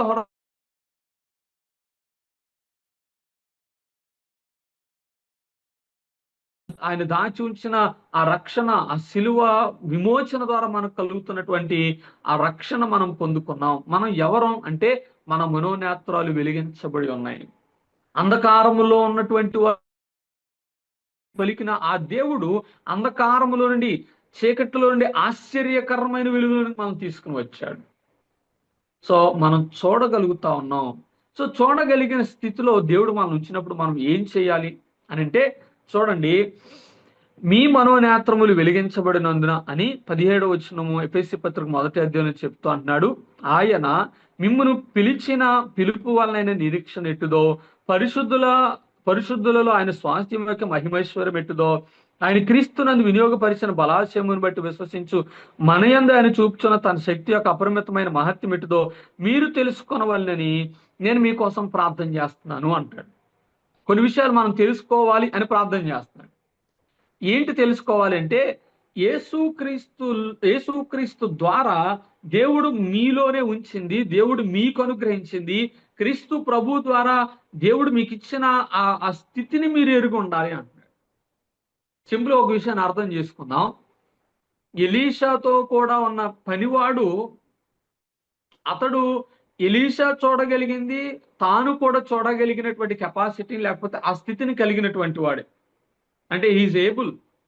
కానీ ఎందుకు చూడలేకపోయాడు? అతని అపనమ్మకం, అతని భయం, శత్రువును మాత్రమే చూస్తూ ఒక గొప్ప దైవజనుడి దగ్గర సేవకుడిగా ఉన్నటువంటి ఇతను దేవుని దృష్టితో, దైవిక దృష్టితో, మనం దేవునికి చెందిన వాళ్ళం, వీళ్ళకి భయపడడం ఏంటి ప్రభువా, ఇదిగో వీళ్ళెవరో వచ్చారు, నా యజమానుని దేవుడో, నేను సేవిస్తున్నటువంటి దేవుడో, నీకంటే గొప్ప వాళ్ళు ఎవరున్నారో వీళ్ళ సంగతి నువ్వే చూసుకో అని అనుంటే కనుక ఇతను కూడా ఎలీషా చూసింది చూడగలిగేవారు. కానీ ఇతని దృష్టి అంతా లోకం మీద, ఇతని దృష్టి అంతా శత్రువు మీద, ఇతని దృష్టి అంతా ఆ శత్రు భయముతో నిండిపోయింది కనుక చూడలేకపోయాడు.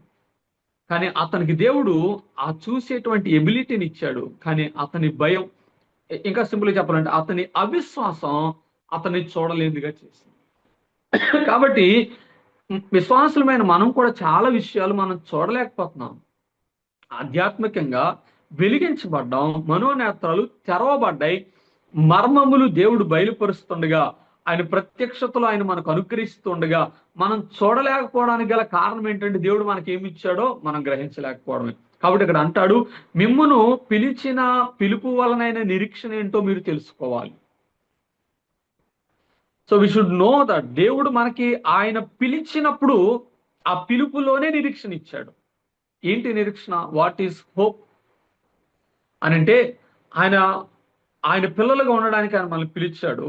తన పరిశుద్ధమైన పిలుపుతో పిలిచినప్పుడు ఆయనలో మనకున్న నిరీక్షణ ఏంటంటే, పిలిచిన వాడు మనల్ని విడిచిపెట్టాడు. He is with us. ఆయన మనతో ఉన్నవాడు విడువని ఎడబాయనని వాగ్దానం చేశాడు కదా. కనుక మన నిరీక్షణ మనకి ఏం తెలియజేయాలంటే, నన్ను పిలిచిన దేవుడు, నన్ను ఏర్పరుచుకున్నటువంటి దేవుడు నన్ను విడిచిపెట్టాడు కదా. నా చుట్టూ ఎలాంటి పరిస్థితులైనా ఉన్నాయి, నా చుట్టూ ఎలాంటి భయమైన ఉన్నాయి, ఎలాంటి అంధకారమైన ఉండని, దేవుడు నన్ను విడిచిపెట్టాడు కదా అనే నిరీక్షణ మనకి గొప్ప విశ్వాసాన్ని పుట్టించేదిగాను, ఆ నిరీక్షణ దేవుని నుండి గొప్ప సహాయం పొందుకునేటువంటిది గాను మనకు చేస్తుంది. కనుక మన మనోనేత్రాలు వెలిగించబడినప్పుడు మనం గ్రహించాల్సింది, ఆయన పిలిచినప్పుడు ఒక గొప్ప నిరీక్షణ మనకి ఇచ్చాడు. ఆయన మనల్ని పిలిచినప్పుడు మన పరిశుద్ధులు అని అన్నాడు. ఒకప్పుడు పాపులమే, యేసుక్రీస్తు రక్తం వలన విమోచించబడి ఆయన మన పరిశుద్ధులు అని అన్నాడు. కనుక పరిశుద్ధుల యొక్క స్వాస్థ్యం యొక్క మహిమ ఐశ్వర్యము ఎట్టిదో అంటున్నాడు. రెండో సంగతి ఏం తెలుసుకోవాలి అంటే పరిశుద్ధులం. సో దేవునిలో మనకేముందంటే స్వాస్థ్యం ఉంది. ఆయన మనకు ఒక హెరిటేజ్ ఆయన దాచి ఉంచాడు. ఆ స్వాస్థ్యము కూడా ఎలాంటిదంటే మహిమైశ్వర్యముతో కూడినటువంటిది. ఆ స్వాస్థ్యం యొక్క మహిమ ఐశ్వర్యం ఎట్టుదో మీరు తెలుసుకోవాలి అంటాడు. మొదట నిరీక్షణ తెలుసుకోవాలి పిలుపులో. రెండవది స్వాస్థ్యం అంటే దేవుని దగ్గర మన కోసం దాచబడి ఉంచింది, దాని యొక్క మహిమ ఐశ్వర్యం. మహిమ అంటే అర్థం ఏంటి? గ్రీక్ లో కబోద్ అనేటువంటి పదం, క్షమించాలి, హీబ్రూలో కబోద్ అనేటువంటి పదం మహిమకు వినియోగించబడింది. దాని అర్థం ఏంటంటే దేవుని మొత్తం అని అర్థం. యేసుక్రీస్తు ప్రభు వారు కూడా యోహాను సువార్త 17వ అధ్యాయంలో ఆయన గెత్సేమనే తోటలో ప్రార్థన చేస్తున్నప్పుడు, తండ్రి చేయడా నువ్వు నాకు అనుగ్రహించిన పనంతా నేను నిన్ను మహిమపరుస్తున్నాను అని చెప్తూ అంటాడు, నేను లోకం పుట్టక ఆ మహిమతో నువ్వు నన్ను మహిమపరచు అని అన్నాడు. సో తండ్రి వద్ద ఆ మహిమను యేసుక్రీస్తు కలిగి ఉన్నాడు. ఆ తర్వాత ఆయన ఎదుట ప్రత్యక్షమైనప్పుడు మహిమ ఘనత మీకు కలుగునట్లు అంటాడు. దేవుని ఎదుట మనం నిలబడినప్పుడు మనకు ఆ మెప్పు మహిమ ఘనత దేవుడు ఇస్తాడు. మనము ఆయన మహిమ అయి ఉన్నాము అని కూడా దేవుడు అన్నాడు. కనుక దేవుని యొక్క మహిమ ఐశ్వర్యముతో కూడింది. దేవుడు అంటున్నాడు ఆయన మీకోసం స్వాస్థ్యంగా దాచి మహిమ యొక్క ఐశ్వర్యం మీకోసం ఉంచాడు. సో దేవుడు ఆ మహిమను మనకిస్తా ఉన్నాడు. మనము నిరీక్షణ కలిగినటువంటి వారం. రెండోది మనము మహిమైశ్వర్యము కలిగినటువంటి వారం. మూడోది ఏమంటాడు అని అంటే గనక క్రీస్తునందు వినియోగపరిచినటువంటి బలాతిశయం బట్టి విశ్వసించు మనయందు ఆయన చూపుచున్న శక్తి యొక్క అపరిమితమైనటువంటి మహత్యము మీరు తెలుసుకోవాలి అని అంటాడు. శక్తి యొక్క అపరిమితమైనటువంటి మహత్యము అని అంటాడు.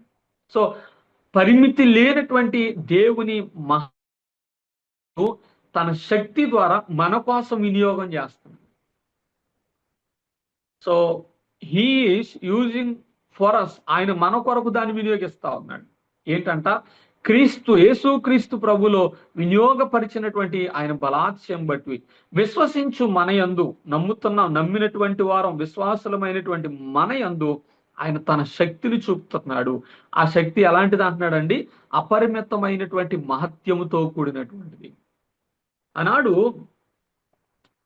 ఎలీషా అయి ఉండొచ్చు, అంతకుముందున్నటువంటి ఏలియా, ఇంకా అంతకుముందున్నటువంటి మోషే లాంటి ప్రవక్తల కాండు మనం చూస్తే అపోస్తుల వరకు అనేక మంది మహత్కార్యాలు సూచక్రియలు చేయగలిగారు. కారణం ఏంటో తెలుసా? దేవుని యొక్క క్రీస్తు యొక్క శక్తి దేవుడు మన ద్వారా వినియోగపరుస్తున్నాడు. సో ఆ మాట అదే చెప్తా ఉన్నాడు. క్రీస్తునందు వినియోగపరిచిన బలాతిశయం బట్టి విశ్వసించు మనయందు ఆయన చూపుచున్న తన శక్తి యొక్క అపరిమితమైనటువంటి మహత్యం. మనయందు ఆయన చూపుతున్నటువంటి ఆయన శక్తి యొక్క అపరిమితమైనటువంటి మహత్యం ఆయన మన యందు వినియోగపరిచాడు. అది మనలో చూపడానికి ఇష్టపడతా ఉన్నాడు. మన ద్వారా ఈ లోకంలో ఆయన మహత్యం ఏంటో తెలియచేయడానికి ఇష్టపడతా ఉన్నాడు. కానీ మనం ఏం చేస్తాము అని అంటే గనక దానికి వేరుగా మన సొంత జ్ఞానం, మన సొంత తెలివితేటలతోటి, మన సొంత మాటలతోటి మనం ఏదో చేయాలని అనుకుంటా ఉన్నాం. గమనించండి, ప్రభు అన్నాడు నాకు వేరుగా ఉండి మీరేమీ చేయలేరు అని. ఆయనకు వేరుగా ఉండి మనం ఏం చేయలేమండి. ఆయన ద్వారానే, ఆయన వలననే మీరు నా యందు నిలిచి ఉంటేనే ఫలిస్తారు అని అన్నాడు.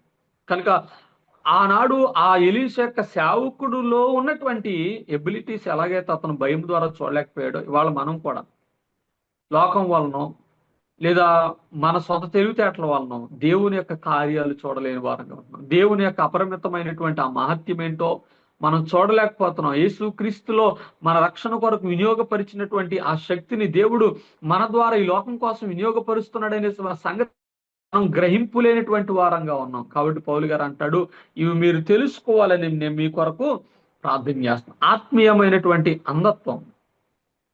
సో చాలా మంది మనోనేత్రాలు గుడ్డితనం కలిగి ఉండి వీటిని గ్రహించలేనటువంటి వారుగా ఉన్నాడు. కనుక మనం తెలుసుకోవాలని పౌలు గారు చేస్తున్నటువంటి ప్రార్థనలో చివరికి వచ్చేసరికి 20 వచనంలో ఆయన అంటాడు, ఇదిగో మీరు ఆయన తెలుసుకోవాలి అని దేవుడు మీకు ఏమిచ్చాడు? జ్ఞానం ఇచ్చాడు. ప్రత్యక్షత గల మనస్సు అనుగ్రహించినట్లు నేను నా ప్రార్థన యందు మిమ్మల్ని గూర్చి విజ్ఞాపన చేయుచున్నాను. మహిమా స్వరూపియగు తండ్రి ఆయన మీకు ఇవన్నీ ఇచ్చాడని మీరు తెలుసుకున్నట్లు నేను మీకోసం ప్రార్థన చేస్తున్నానని పౌలు గారు అన్నాడు. దేవుడు మనకిచ్చాడు, మనం తెలుసుకోవాలి అని పౌలు గారు ఎలాగైతే ఆనాడు ఎఫెసీ సంఘం కోసం ప్రార్థన చేస్తున్నాడు, ఇవాళ మనం కూడా ప్రార్థన చేయాలి. ఎలీషా కూడా అదే ప్రార్థన చేశాడు. దేవుడు ఇచ్చాడు, ఆ పనివాడు తెలుసుకోలేకపోయాడు. ప్రభువా ఏం చూడాలి? దేవుడు మహత్యం, దేవుడు ఆయన అక్కడ తన బలాన్ని, ఆయన శక్తిని వినియోగపరిచి ఆ పర్వతముల చుట్టూ అగ్ని రథముల చేత, గుర్రముల చేత ఆయన సిద్ధపరిచి ఉంచినటువంటి తన సేనలు వాళ్ళ దేవుని కార్యాలు చూడాలని ఆశపడేటువంటి వాళ్ళు ఎవరైనా కూడా వారి హృదయాల్లో, వారి జీవితాల్లో విశ్వాసం ద్వారా, నిరీక్షణతో దేవుడు నా పట్ల కార్యాలు చేస్తాడు, నా ద్వారా కార్యాలు చేస్తాడని ఎవరైతే నమ్మగలుగుతారో, ఎవరైతే ఆ విశ్వాసంతో ఉంటారో వాళ్ళు ఈ ప్రార్థన చేయాలి. పౌలు గారు చేసినట్టుగా అంటాడు, మీరు తెలుసుకొనవాలని ప్రార్థన చేస్తున్నాను. మనం ప్రార్థనలో కనిపెట్టినప్పుడు, ఇదిగో నా ద్వారా నువ్వేం చేయాలనుకుంటా ఉన్నావు, నన్ను నీ సేవ కొరకు నువ్వు ఎలాగా ప్రభా నువ్వు వాడుకోవాలనుకుంటున్నావు, నీ పరిచయకు ఒక ఏ విధమైన పాత్రగా నన్ను ఎంచుకోవాలనుకుంటా ఉన్నాను. చాలా మందికి జీవితం అర్థం కావట్లే, ఎందుకున్నామో తెలియట్లేదు. ఏమండి, ఏదో చేయలేని ఆశ ఉంది, ఏం చేయలేకపోతున్నాం. ఎందుకు చేయలేకపోతున్నాం అంటే మనంతట మనం ఏమైనా చేయాలనుకుంటే చేయలేమండి. కానీ దేవుడు ప్రభువా నువ్వు నా ద్వారా ఏం చేయాలనుకుంటున్నావు జరిగించు. సామెతల గ్రంథం 3వ అధ్యాయంలో చెప్తాడు, నీ ప్రవర్తన అంతటి అంది ఆయన అధికారంలోకి ఒప్పుకొని అప్పుడు ఆయన నీ త్రోవలను సరాలము చేయును అని అంటాడు. Submit to him. నిన్ను నువ్వు ఆయనకు అప్పగించుకుంటే ఆయన చేతిలో పాత్రలుగా మనం వాడబడాలి. ఇవాళ చాలా మంది ఎలా ఉన్నారంటేనండి, దేవుడు పిలవట్లేదు, వీళ్ళంతటేళ్లే దేవుడు మమ్మల్ని పిలిచాడు అని అనుకుని సేవకు వచ్చేవాళ్ళు ఉన్నారు. కాబట్టి సేవ చులకనైపోయింది, వాళ్ళ లోకంలో సేవ చులకనైపోయింది. లేనిపోని జిమ్మిక్కులు చేస్తూ, ప్రజలను చేస్తూ, డబ్బు సంపాదన ధ్యేయంగా ఇవాళ క్రైస్తవ్యాన్ని ప్రాముఖ్యంగా మన తెలుగు రాష్ట్రాలు ఎంతమంది భ్రష్టు పట్టిస్తున్నారండి. వాళ్ళకి దేవుని ఆత్మ నడిపింపు లేదు, వాళ్ళకి సరైన మారు మనసు రక్షణ ఏముండదు, కేవలం ప్రజలు మభ్య పెడతా ఉంటారు. వ్యాపారం అయిపోయింది. ఇవాళ మనం ఎంత తక్కువ మాట్లాడుకుంటే అంత మంచిది. కానీ దీని గురించి సేవ కొరకు పిలవని వాళ్ళు రావడం, పిలుపులో ఉన్న నిరీక్షణ, పిలుపులో ఉన్న మహిమ, పిలుపులో ఉన్నటువంటి ఆ బలాతిశయం, పిలుపులో ఉన్న స్వాస్థ్యం, ఇవన్నీ ఆ స్వాస్థ్యం యొక్క మహిమైశ్వర్యం ఇవన్నీ ఎరగని వాళ్ళు సేవకు వచ్చేస్తాను. కనుక దేవుడు పిలిచాడు. ఎలాంటి పిలుపుతో పిలిచాడు తెలుసా? ఫిలిప్పీ పత్రిక 3వ అధ్యాయంలో 4వ అధ్యాయంలో అంటాడు, ఉన్నతమైనటువంటి పిలుపు అంటాడు. హైయెస్ట్ కాలింగ్, ఉన్నతమైనటువంటి పిలుపుతో దేవుడు మనల్ని పిలిచాడు. కనుక ఆ ఉన్నతమైనటువంటి పిలుపులో ఈ పనిలో, ఈ విశ్వాస జీవితంలో దేవుని కొరకు మనం నమ్మకంగా సాగుతున్నప్పుడు దేవుడు మనకి తన బలాతిశయమును దేవుడు మన పట్ల ఆయన చూపించేవాడుగా ఉంటాడు. కనుక ఎఫెసీ పత్రిక 1వ అధ్యాయంలో 21వ వచనంలో ఏమంటాడంటే, ఆయన బలాతిశయం చేత యేసుక్రీస్తును మృతుల నుండి ఎలాగ లేపాడో, తన సమస్తమైనటువంటి ఆధిపత్యం కంటే, అధికారం కంటే, శక్తి కంటే, ప్రభుత్వం కంటే ఈ యుగమందు మాత్రమే కాదు, రాబో యుగంలో పేరు పొందినటువంటి ప్రతి నామము కంటే ఎంతో హెచ్చుగా యేసుక్రీస్తును తండ్రి తన కుడిపార్శాన కూర్చుండబెట్టుకున్నాడు కదా, సమస్తాన్ని ఆయన పాదముల కింద ఉంచాడు కదా, అంత మాత్రమే కదా, ఆయనను శిరస్సుగా ఉంచాడు కదా. సంఘము, ఆయన శరీరము సమస్తము పూర్తిగా నింపుచున్న వాని సంపూర్ణత ఉన్నది. ఆయన శరీరముగా సంఘమైన మనమున్నాం. ఆయన శిరస్సుగా ఉన్నాడు. ఎలా ఉన్నాడు అంటే, అన్నిటికంటే పైన హెచ్చించబడినటువంటి వాడు యేసుక్రీస్తు ప్రభు ఉన్నాడు. అంతగా సమస్త ఆధిపత్యం కంటే, అధికారం కంటే, ప్రభుత్వం అన్నిటికంటే ఆయన హెచ్చుగా ఉంటే, ఇప్పుడు యేసుక్రీస్తులో విశ్వాసులమైన మనకేమిచ్చాడంటే, అన్నిటికంటే హెచ్చుగా ఉన్నటువంటి ఆయన యందు వినియోగపరుస్తున్నటువంటి బలాతిశయం వలన తన శక్తి యొక్క అపరిమితమైనటువంటి మహత్యాన్ని మన ద్వారా దేవుడు ఈ లోకంలో జరిగించాలి అనేటువంటి గొప్ప సంకల్పాన్ని కలిగి ఉన్నాడు. మనం ఉంటున్నామా? ఇవాళ మనిషి యొక్క లేజినెస్ ఏదైతే ఉంటుందో, సో దాని కొరకు కనిపెట్టలేని స్థితి, మోకాళ్ళ అనుభవం లేకపోవడం, దేవుని దగ్గర సమయాన్ని గడపలేకపోవడం. సో ఒక మిషనరీ సిటీ స్టడ్ గారు అంటాడు, ఆ సూర్యుని యొక్క ఆ ఉదయాన్నే సూర్యుని యొక్క ఆ ఏమంటారు ఆ సన్ రైజ్ నేను చూడక ముందే ప్రభా నీ పాదాల దగ్గర నేను ఉండాలి అని అంటాడు. సో ఉదయాన్నే వేకువ జామునే దేవుని యొక్క ప్రసన్నత కోసం ఎదురు చూసేటువంటి అనుభవాలు ఎంతమందికి ఉన్నాయి చెప్పండి. కీర్తనకారుడు కూడా అంటాడు కదా, కావలివాడు ఉదయం కొరకు ఎదురు చూస్తున్నట్టుగా నేను నీ కోసం ఎదురు చూస్తా ఉన్నా. ఎండిన భూమి నీటి కోసం ఎదురు చూస్తున్నట్టుగా నేను నీ కోసం ఎదురు చూస్తాను. దుప్పి నీటి వాగుల కొరకు ఎదురు చూస్తున్నట్టుగా నేను నీ కోసం ఎదురు చూస్తాను. ఉదయముననే దేవుని మనం దేవుని యొక్క దర్శనాన్ని మనం పొందుకోవాలి. ఎంతమంది ఆ స్థితిని కలిగి ఉన్నారు? ప్రార్థన అనుభవాలు ఉండట్లేదు. వాక్యములో దేవుడు ఏం బయలుపరుస్తున్నాడు అనేటువంటి విషయాన్ని, ఆ మర్మాలను తెలుసుకునేటువంటి పరిస్థితుల్లో ఉండడం లేదు. ఏదో పైన షోయింగ్ వల్ల ఏం ఉపయోగం లేదండి. కనుక దేవుని వాక్యపు లోతులు మనం పరిశీలన చేసినప్పుడు యోహాను సువార్త 9వ అధ్యాయము 39లో యేసుక్రీస్తు ప్రభువారు మాట్లాడుతూ అద్భుతమైనటువంటి మాట ఆయన చెప్తాడు.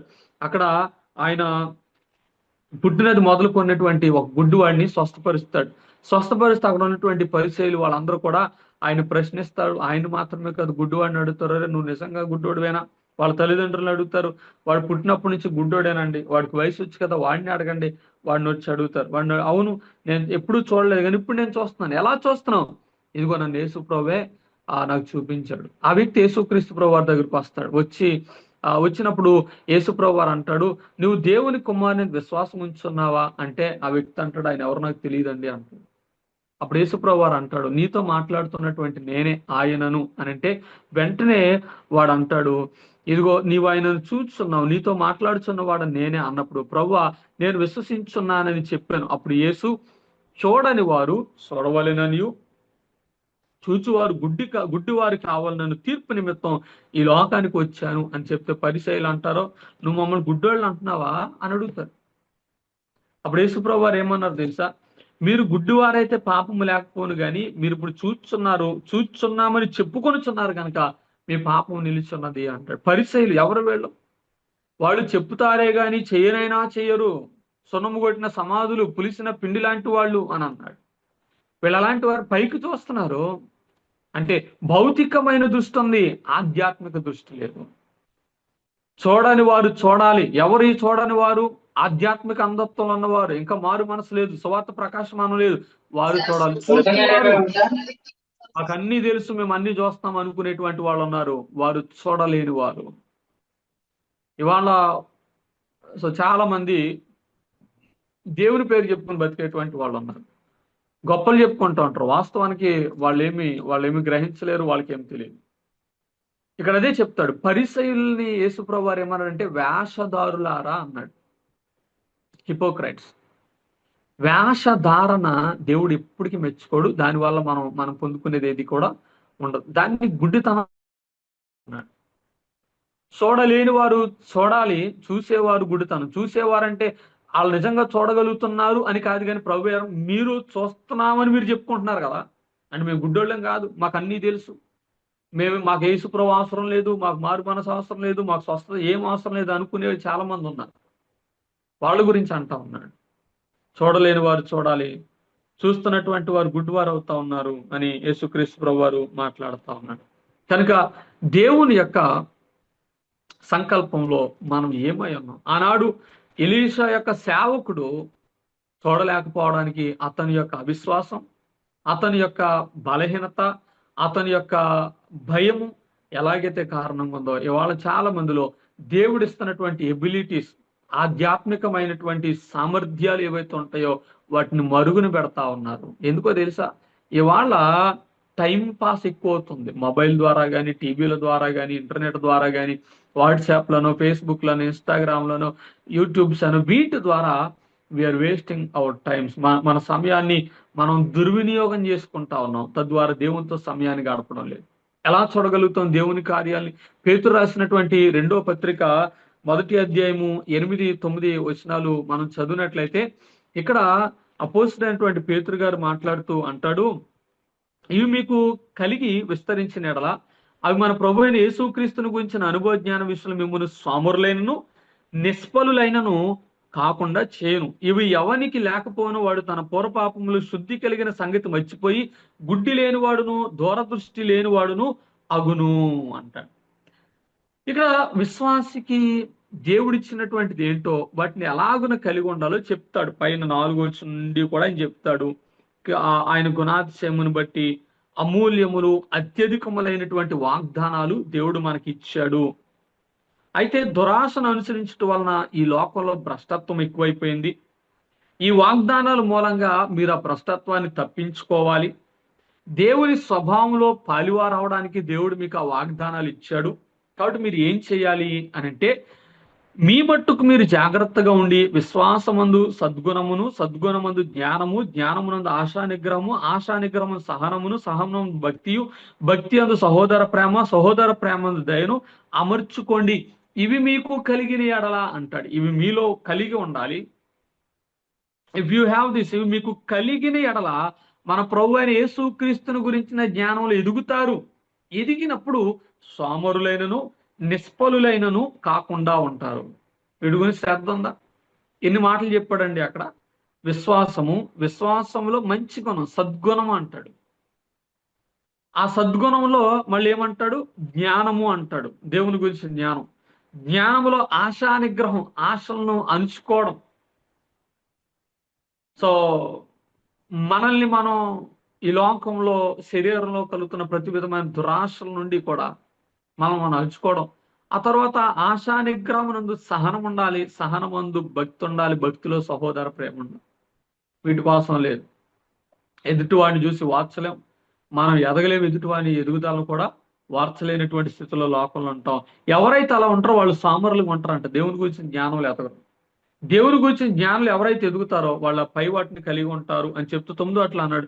ఇవి ఎవరికైతే ఉండవో, ఏవి పైన చెప్పిన సంగతులు ఉన్నాయో ఇవి ఎవరికైతే ఉండవో వాడి పాపములు క్షమించబడ్డాయనే సంగతి వాడు ఎర్రగక గుడ్డివాడుగా ఉంటాడు. దూరదృష్టి ఉండదు.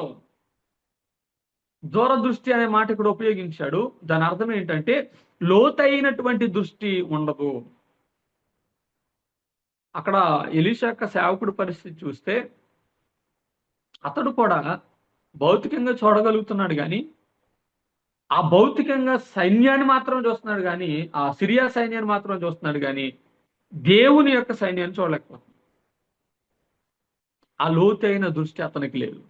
దేవుని కార్యాలను చూడగలిగే ఆ స్థితిలో లేడు. ఎందుకంటే ఇక్కడ రాశాడు కదా, సోమరిగా నిష్ఫలులుగా ఉన్నారు, ఫలించలేనటువంటి స్థితిలో ఉన్నారు. కనుక 10వ వచనం అంటాడు, మీ పిలుపు విషయమై మీ పిలుపును ఏర్పాటును నిశ్చయం చేసుకోవడానికి మీరు జాగ్రత్తగా ఉండండి. మీరిట్టి క్రియలు చేస్తే ఎప్పుడు తొట్టిల్లిపోకుండా ఉంటారు అనే మాట చెప్తారు. కనుక మనం ఎలా ఉంటాము? మన విశ్వాస జీవితం ఎలా ఉంటాం?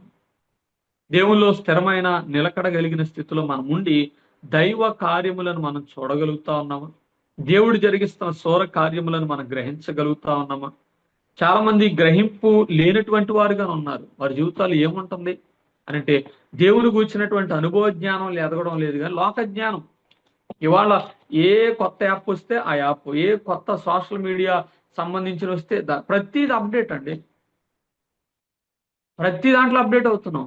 మన ఇంట్లో టీవీలు అప్డేట్ అయినాయి, ఫ్రిడ్జ్లు అప్డేట్ అయినాయి, స్టవ్స్ అప్డేట్ అవుతా ఉన్నాయి, ప్రతిదీ కదా. వెహికల్స్ అప్డేట్ అవుతా ఉన్నాయి. మన మట్టుకు మనం డ్రెస్సింగ్ సెన్స్ కానీ, మాట్లాడే విషయాలు కానీ, ధరించేవి ఎవ్రీథింగ్. మరి వాక్య విషయంలో అప్డేట్ అవడం అంటే వాక్యాన్ని పక్కనట్టు ఇంకోటి నేర్చుకోవడానికి కాదు, కానీ మరిన్ని నూతనమైన విషయాలు నేర్చుకునే దేవుని యొక్క ఆ ప్రత్యక్షతలో మరింత ఎదగాలి. లోతైన అనుభవాల్లోనికి మనం వెళ్ళాలి కదా. ఆయన ప్రేమ యొక్క పొడవు ఎంతో, లోతు ఎంతో, ఎత్తు ఎంతో, వెడల్పు ఎంతో మీరు తెలుసుకొనవల్లని అంటాడు ఇదే ఎఫెసీ పత్రికలో. ఆ స్థితిలో మనం ఉంటా ఉన్నామా? ఆలోచన చేద్దాం. యోహాను రాసినటువంటి మొదటి పత్రిక 2వ అధ్యాయము 11వ వచనంలో మనం చూసినట్లయితే అద్భుతమైనటువంటి విషయాన్ని మరి భక్తుడైనటువంటి యోహాను మాట్లాడుతూ ఉన్నాడు. చూడండి, యోహాను రాసినటువంటి మొదటి పత్రిక 2వ అధ్యాయము 11వ వచనం నేను చదువుతున్నాను. తన సహోదరుని ద్వేషించి వాడు చీకటిలో ఉండి చీకటిలో నడుస్తున్నాడు. చీకటి అతని కన్నులకు గుడ్డితనము కలుగజేశాను గనుక తను ఎక్కడికి పోచున్నాడో తనకి తెలియదు అని. ఈ లోకంలో ప్రేమ లేని స్థితి కూడా చీకటిని, గుడ్డితనాన్ని కలిగిస్తుంది అని చెప్తా ఉన్నాడు. సో మనం ఆ స్థితిలో ఉన్నామా? మనోనేత్రాలు వెలిగించబడ్డాయి. వాడు క్షమించబడ్డాడనే సంగతి కూడా తెలవకుండా ఉన్నవాడు గుడ్డితనం కలిగిన వాడు అంటా ఉన్నాడు. ప్రేమ లేనటువంటి వాడు కూడా చీకట్లోనే ఉంటాడు, గుడ్డితనం కలిగినటువంటి వాడు అని చెప్తా ఉన్నాడు. కనుక లోకంలో ఉన్న వాటిని చూడడానికి ప్రయాసపడతా ఉన్నాం. కానీ అపోస్తలుడైన పౌలు గారు అంటాడు, నేను ఆయన పునరుత్థాన బలం ఇటు తిరిగి నిమిత్తం ఈ లోకంలో సమస్తమును పెంటతో సమానంగా ఎంచుకుంటున్నాను అంటాడు. ఎంత గొప్ప మాట అండి. కానీ ఈ లోకంలో దేవుడు వేటిని పెంట అని అంటున్నాడో అవి మాత్రం మనకు చాలా రుచికరంగాను, అవి మాత్రం చాలా మేలు చేసేవిగా అనిపిస్తా ఉన్నాయి. ఎంతసేపు మనం దేవుని సన్నిధానంలో ప్రార్థనలు గడుపుతున్నాం, ఎంతసేపు వాక్య ధ్యానాలు గడుపుతున్నాం. ఎలీషా చేసే ప్రార్థన మనం చేయగలుగుతామా? ప్రభా వీడి కన్నులు తెరువుము. ఏమని తెరవాలి? నీ కార్యములు చూచినట్టుగా వీని కన్నులు తెరువుము. ప్రభా ఇదిగో ఈ జనులను అంధత్వంతో ముత్తుము అని అన్నాడు. వారి కన్నులు మూయబడ్డాయి, ఇతని కన్నులు తెరవబడ్డాయి. ఆలోచించేద్దాం. సిరియా సైన్యం గుడితనం కలిగించినటువంటి ఎలీషా ఏం చేస్తాడంటే వాళ్ళని తీసుకెళ్ళి షోమ్రోనికి పట్టుకెళ్తాడు. అక్కడ ఇశ్రాయేలు రాజు ఉంటాడు. ఇశ్రాయేలు రాజు దగ్గరికి వెళ్ళగానే వాళ్ళు మరలా చూసేటట్టుగా ఎలీషా ప్రార్థన చేస్తే వాళ్ళు చూస్తారు. ఓకే, మేము పలానా చోట ఉన్నాం కదా అని గ్రహించుకుంటారు. గ్రహించుకున్నప్పుడు ఇశ్రాయేలు రాజు అంటాడు ఎలీషా తోటి, ఏమండి వీళ్ళు మన దొరికారు కదా, చంపేద్దామా అని అంటే, ఎవరే చెరపట్టబడిన వాడిని చంపుకోవడం ఎందుకు? చెరగా దొరికాడు కనుక చంపకు, భోజనం పెట్టి పంపించు అంటాడు. అదే 2వ రాజుల గ్రంథం 6వ అధ్యాయం 20 మనం చూస్తే, అదే రీతిగా వాళ్ళకి సమృద్ధి అయిన భోజనాన్ని ఇశ్రాయేలు రాజు భోజనం వాళ్ళకి వడ్డించి పెట్టాడు అని రాస్తాడు. ఆ తర్వాత 22వ మనం చదివితే గనక, సిరియన్లు ఇశ్రాయేలులతో యుద్ధము చేయుట మానెను అని ఉంటాడు. ఎంత గొప్ప మాట అండి. ఏం చేస్తే భోజనం పెట్టారు, ప్రేమ చూపించారు. వాళ్ళు ప్రేమ చూపించడం ద్వారా వాళ్ళకి మరల యుద్ధానికి రాలేదు వీళ్ళతోటి. సో ఎలీషా చూడగలుగుతున్నటువంటి ఆ భవిష్యత్ దృష్టి ఏదైతే ఉందో అది దేవుని వల్లనే సాధ్యం. ఇటువైపు రాజు ఏమనుకుంటున్నాడు? దొరికారు కదా చంపేద్దాం. ఎలీషా ఏమనుకుంటున్నాడు? చంపకూడదు, మనం ప్రేమ చూపించాలి. సో విశ్వాస యొక్క దృష్టి గమనించండి. భౌతికమైనటువంటి దృష్టి, వెలుచూపు అనేటువంటిది ఏం చేస్తుందంటే, శత్రువు దొరికాడు కదా చంపేద్దాం. విశ్వాసపు దృక్కోణంలో ఆత్మీయ దృష్టి మనకేం చేస్తుందంటే, శత్రువు ఎదురుపడ్డా ప్రేమిద్దాం. ప్రభు ఇది నేర్పిస్తున్నాడు. సహనమును, భక్తి అందు సహోదర ప్రేమను అమర్చుకోండి అంటాడు. తద్వారా మనం చూడగలుగుతాం. ఈ ఆధ్యాత్మిక విలువలు మనం పాటించినప్పుడు నైతికంగా కూడా మనం పతనమైపోతాం కదా. ఎంతమంది ఇలాంటి ద్వేషాన్ని కలిగి లేరు? కనుక ద్వేషంతో కాదు, ప్రేమతో మనం దేనైనా జయించగలం. యేసుక్రీస్తు ప్రభువు వారు నేర్పించింది అది. కానీ మన జీవితాల్లో మనం ఎలాంటి స్థితిని కలిగి ఉంటా ఉన్నాం? అపవాది కలిగించిన మనోనేత్రాలకు గుడ్డితనాన్ని యేసుక్రీస్తు ప్రభువు వారి ద్వారా దేవుడు తొలగించాడు. ఆయన అపోస్తలుడైనటువంటి పౌలునకు ఉన్నటువంటి ఆ పొరలు తొలగించినప్పుడు దేవుడు అంటాడు పౌలుని పిలిచి, అపోస్తల కార్యముల గ్రంథం 26వ అధ్యాయం 16-18 నేను చెయ్యబోనది నేను నీకు చూపిస్తాను అంటూ ఒక అద్భుతమైనటువంటి టాస్క్ అతను ముందు పెడతాడు. 26వ అధ్యాయము 16-18 పౌలుతో అంటాడు, నీవు లేచి నీ పాదములు మోపి నిలుపుము, నేను ఈ ప్రజల వలనను అనుజనుల వలనను హాని కలగకుండా నిన్ను కాపాడుతాను. వారు చీకట్టులో నుండి వెలుగులోనికి, సాతాను అధికారంలో నుండి దేవుని వైపునకు తిరిగి నా యందలి విశ్వాసము చేత పాప క్షమాపణ పరిశుద్ధపరచబడిన వాళ్ళు స్వాస్థ్యం పొందినట్లు వారి కన్నులు తెరుచుటకై నేను వారి యొద్దకు నిన్ను పంపెదను. వేరే వాళ్ళ కన్నులు తెరవబడినట్టుగా, ఇంకా రక్షణ లేని వారు సువార్త వలన రక్షించబడినట్టుగా పౌలు నేను నిన్ను పంపుతాను అని పిలిచినటువంటి దేవుడు మొదట అతని కన్నులను తెరిచాడు. పౌలుతోటి ప్రభు మాట్లాడుతూ ఇలా అంటాడు, నువ్వు లేచి నీ పాదములు మోపి నిలుపుము అంటాడు. సో లేవాలి, నువ్వు లేచి చక్కగా నిలబడాలి.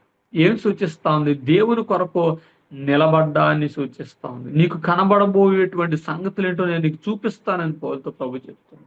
ఆయన మనకు చెప్తాడు, మనకు చూపిస్తాడు. మన జీవితాల్లో ఆయన ఏమి నిశ్చయించాడో లేకపోతే వేటిని ఉద్దేశించాడో వాటిని జరిగించే దేవుడిగా ఉన్నాడు. కనుక దేవుడు మన పక్షాన ఉన్నాడండి. ఈ లోకములో ఎవరికంటే కూడా గొప్పవాడు ఆయన మనతో చెప్పాడు, మీలో ఉన్నవాడు ఈ లోకములో ఉన్నవాడి కంటే కూడా గొప్పవాడు. ఆయన మనలో ఉన్నాడు. చాలా మంది ఎక్కడో వెతుకుతున్నారు, ప్రభా దిగిరా, ప్రభా ఎక్కడి నుంచో నువ్వు రావాలని పిలుస్తున్నారు. గ్రహించలేని స్థితి ఏంటంటే ఎఫెసీ పత్రిక 1:13 అంటాడు, మీరు వాగ్దానము చేయబడిన ఆత్మచేత ముద్రించబడ్డారు. అపోస్తలుల కార్యం 2 పెంతెకోస్తు దినాన పరిశుద్ధాత్మ దేవుడు భూమి మీదకి వచ్చిన తర్వాత ఆయన భూమి మీద ఉన్నాడు, వెళ్ళిపోలే. విశ్వాసుల హృదయాల్లో ఆయన స్థిర నివాసం కలిగి ఉన్నాడు, ఆయన వెళ్ళిపోలే. ఆయన మనలోనే ఉన్నాడు. మనం వేడుకోవాల్సింది ఏంటో తెలుసా? ప్రభా, ప్రతిరోజు మనం అడగాలి, నీ ఆత్మచేత నన్ను నింపు, నీ ఆత్మచేత నన్ను బలపరచు, నీ ఆత్మచేత నన్ను నడిపించు అని మనం అడగాలి. కానీ చాలా మంది వాళ్ళు ఏం చేస్తారంటే ఆయన లేడు అన్నట్టుగా ఆయన ఎక్కడి నుంచో రమ్మని పిలుస్తా ఉన్నారు. కాదు, ఆయన మనలో ఉన్నాడు, మనలో. అందుకని అంటాడు, మీరు ఆత్మను దుఃఖపరచకండి, ఆత్మను ఆర్పొద్దు మీ క్రియలు చేతి. ఎందుకంటే మీ దేహములు దేవుని వల్ల మీకు అనుగ్రహించబడినటువంటి ఆయనకు ఆలయమని మీరు ఎరుగరా అంటాడు. ఆయన మనలో నివాసం చేస్తున్నాడు. దేవుని ఆత్మ క్రీస్తు ద్వారా మీ హృదయములలో సమృద్ధిగా ఆయన కుమ్మరించాడు అంటాడు. సమృద్ధిగా ఇచ్చాడు. ఎనఫ్, ఎంత కావాలో అంతగా దేవుడు తన ఆత్మను మనకు అనుగ్రహించాడు. ఆత్మ అని అన్నప్పుడు ఆయన వ్యక్తి పరిశుద్ధ ఆత్ముడు, త్రిత్వంలో ఆయన భాగమైనటువంటి వాడు. కనుక ఆ వ్యక్తి మనలో ఉన్నాడు, తన శక్తిని కనపరచగలడు. కనుక మన ఆధ్యాత్మిక స్థితిలో దేవుని ఆత్మ కలిగినటువంటి వారమై ఆయన కార్యములు చూడగలిగినట్లుగా దేవుడు మన కన్నులు తెరుస్తాడు. ఎప్పుడు వెన్ వి ప్రే, మనం ప్రార్థన చేసినప్పుడు. ఎలీషా ప్రార్థన చేస్తున్నాడు, ప్రభా వీని కన్నులు తెరువు. మనం కూడా దేవుడిని అడగాలి, ప్రభా ఈ కార్యములు చూడగలిగినట్లుగా, ఇదిగో ఈ ప్రజల అవసరతలు మేము తీర్చగలిగినట్లుగా, వీరి జీవితాలు బాగవునట్లుగా, వీరి యొక్క వ్యాధులు తొలగిపోవునట్లుగా, వీరి జీవితాల్లో అలుముకున్న అంధత్వం అంతటిని కూడా నువ్వు తొలగించు ప్రభు అని మన ప్రభుని ఎప్పుడైతే వేడుకుంటామో ఆయన మన ప్రార్థన వినే దేవుడు. ఏమండి, విననేరకు ఉన్నట్లు ఆయన చెవులు మందము కాలేదు, రక్షింపనేరకు ఉన్నట్లు ఆయన చేతులు కొరచగాలేదు. He's with us. ఆయన మనతో ఉన్నవాడు, మనల్ని నడిపిస్తూ ఉన్నటువంటి వాడు. ఎల్లప్పుడూ మీ యొద్ద ఉండడానికి వచ్చాను అన్నాడు యేసుప్రభు వారు. ఆయన యోహాను సువార్త 14 అన్నాడు, నేను వెళ్ళిపోతాను, నేను వెళ్ళిపోవడం ద్వారా ఆదరణకర్త మీ యొద్దకు పంపిస్తాను, సత్య స్వరూపయోగ ఆత్మ వస్తాడు, ఆయన ఎల్లప్పుడూ మీ యొద్ద ఉంటాడు. ఎల్లప్పుడూ అంటే అర్థం ఏంటి? రావడం కాదు, ఆయన ఎప్పుడు ఆయన మనతోనే ఉన్నాడు. కనుక పరిశుద్ధాత్మ దేవుని యొక్క అనుభవాల్లో మనం నేర్చుకోవాల్సింది ఏంటంటే దేవుని కార్యాలు చూడగలడం, దేవుని మర్మాలు తెలుసుకోగలడం, దేవుని ఏర్పాటును మనం గ్రహించగలడం, దేవుని పిలుపుకు లోబడి మనం జీవించగలడం. అపోస్తలుల కార్యముల గ్రంథం 15 పౌలు గారు సువార్త పరిచర్యకు వెళ్తున్నప్పుడు ఆసియాకు వెళ్ళాలనుకుంటాడు. కానీ దేవుని ఆత్మ చేత ఆటంకపరచబడి ఆ ఆసియాకు వెళ్ళకూడదని ఆపబడి అక్కడ ఉన్నప్పుడు అక్కడ అలా ప్రార్థన చేసి ఎదురు చూస్తా ఉంటే మాసిదోనియా దేశస్తుడు అక్కడ వచ్చి మాకు సువార్త ప్రకటించండి అని పౌలు గారికి దర్శనంలో వేడుకున్నట్టుగా కలొస్తుంది. వెంటనే లేచి ప్రభు పిలుస్తున్నాడని ఆ నిశ్చయం చేసుకుని దేవుని ఆత్మ నడిపించుకుంటే మాసిదోనియాకి వెళ్తాడు. అప్పుడే ఫిలిప్పీ ప్రాంతానికి వెళ్తాడు. ఆ ఫిలిప్పీ ప్రాంతంలో పౌలు అడుగు పెట్టగానే ఆ దయ్యం పట్టి సోది చెప్తున్నటువంటి ఒక యవనస్తురాలు కనపడుతుంది. ఆమె యజమానులు ఆమె వల్ల లాభం సంపాదించుకుంటున్నారు. చాలా కాలం చూస్తాడు. ఇంకా ఒక రోజున బహు వ్యాకుల పడి వెంటనే ఆమెకున్న దురాత్మ విడుదల పొందాలని పౌలు ప్రార్థన చేస్తాడు. గమనించండి, దేవుని నడిపింపు. ఆసియాకు వెళ్ళాలి భౌతిక దృష్టి. మనం కూడా వీ హ్యావ్ అవర్ ప్లాన్స్. మనకు ఉండవని కాదు, మనం ప్లాన్ చేసుకుంటాం చాలా విషయాల్లో. బట్ దేవుడు జగత్ పునాది వేయబడక ముందు ఉన్నటువంటి సంకల్పాలు ఉంటాయి, ఆయన ప్లాన్ ఉంటుంది. కనుక దావీదు గారు అద్భుతమైన ప్రార్థన చేస్తారు, నీ చిత్తానుసారంగా ప్రవర్తించుట నాకు నేర్పించు. అది దేవుని మనం అడగాలి. ఆయన గొప్ప మర్మాలు తెలుసుకోవడం అంటే ఏంటి?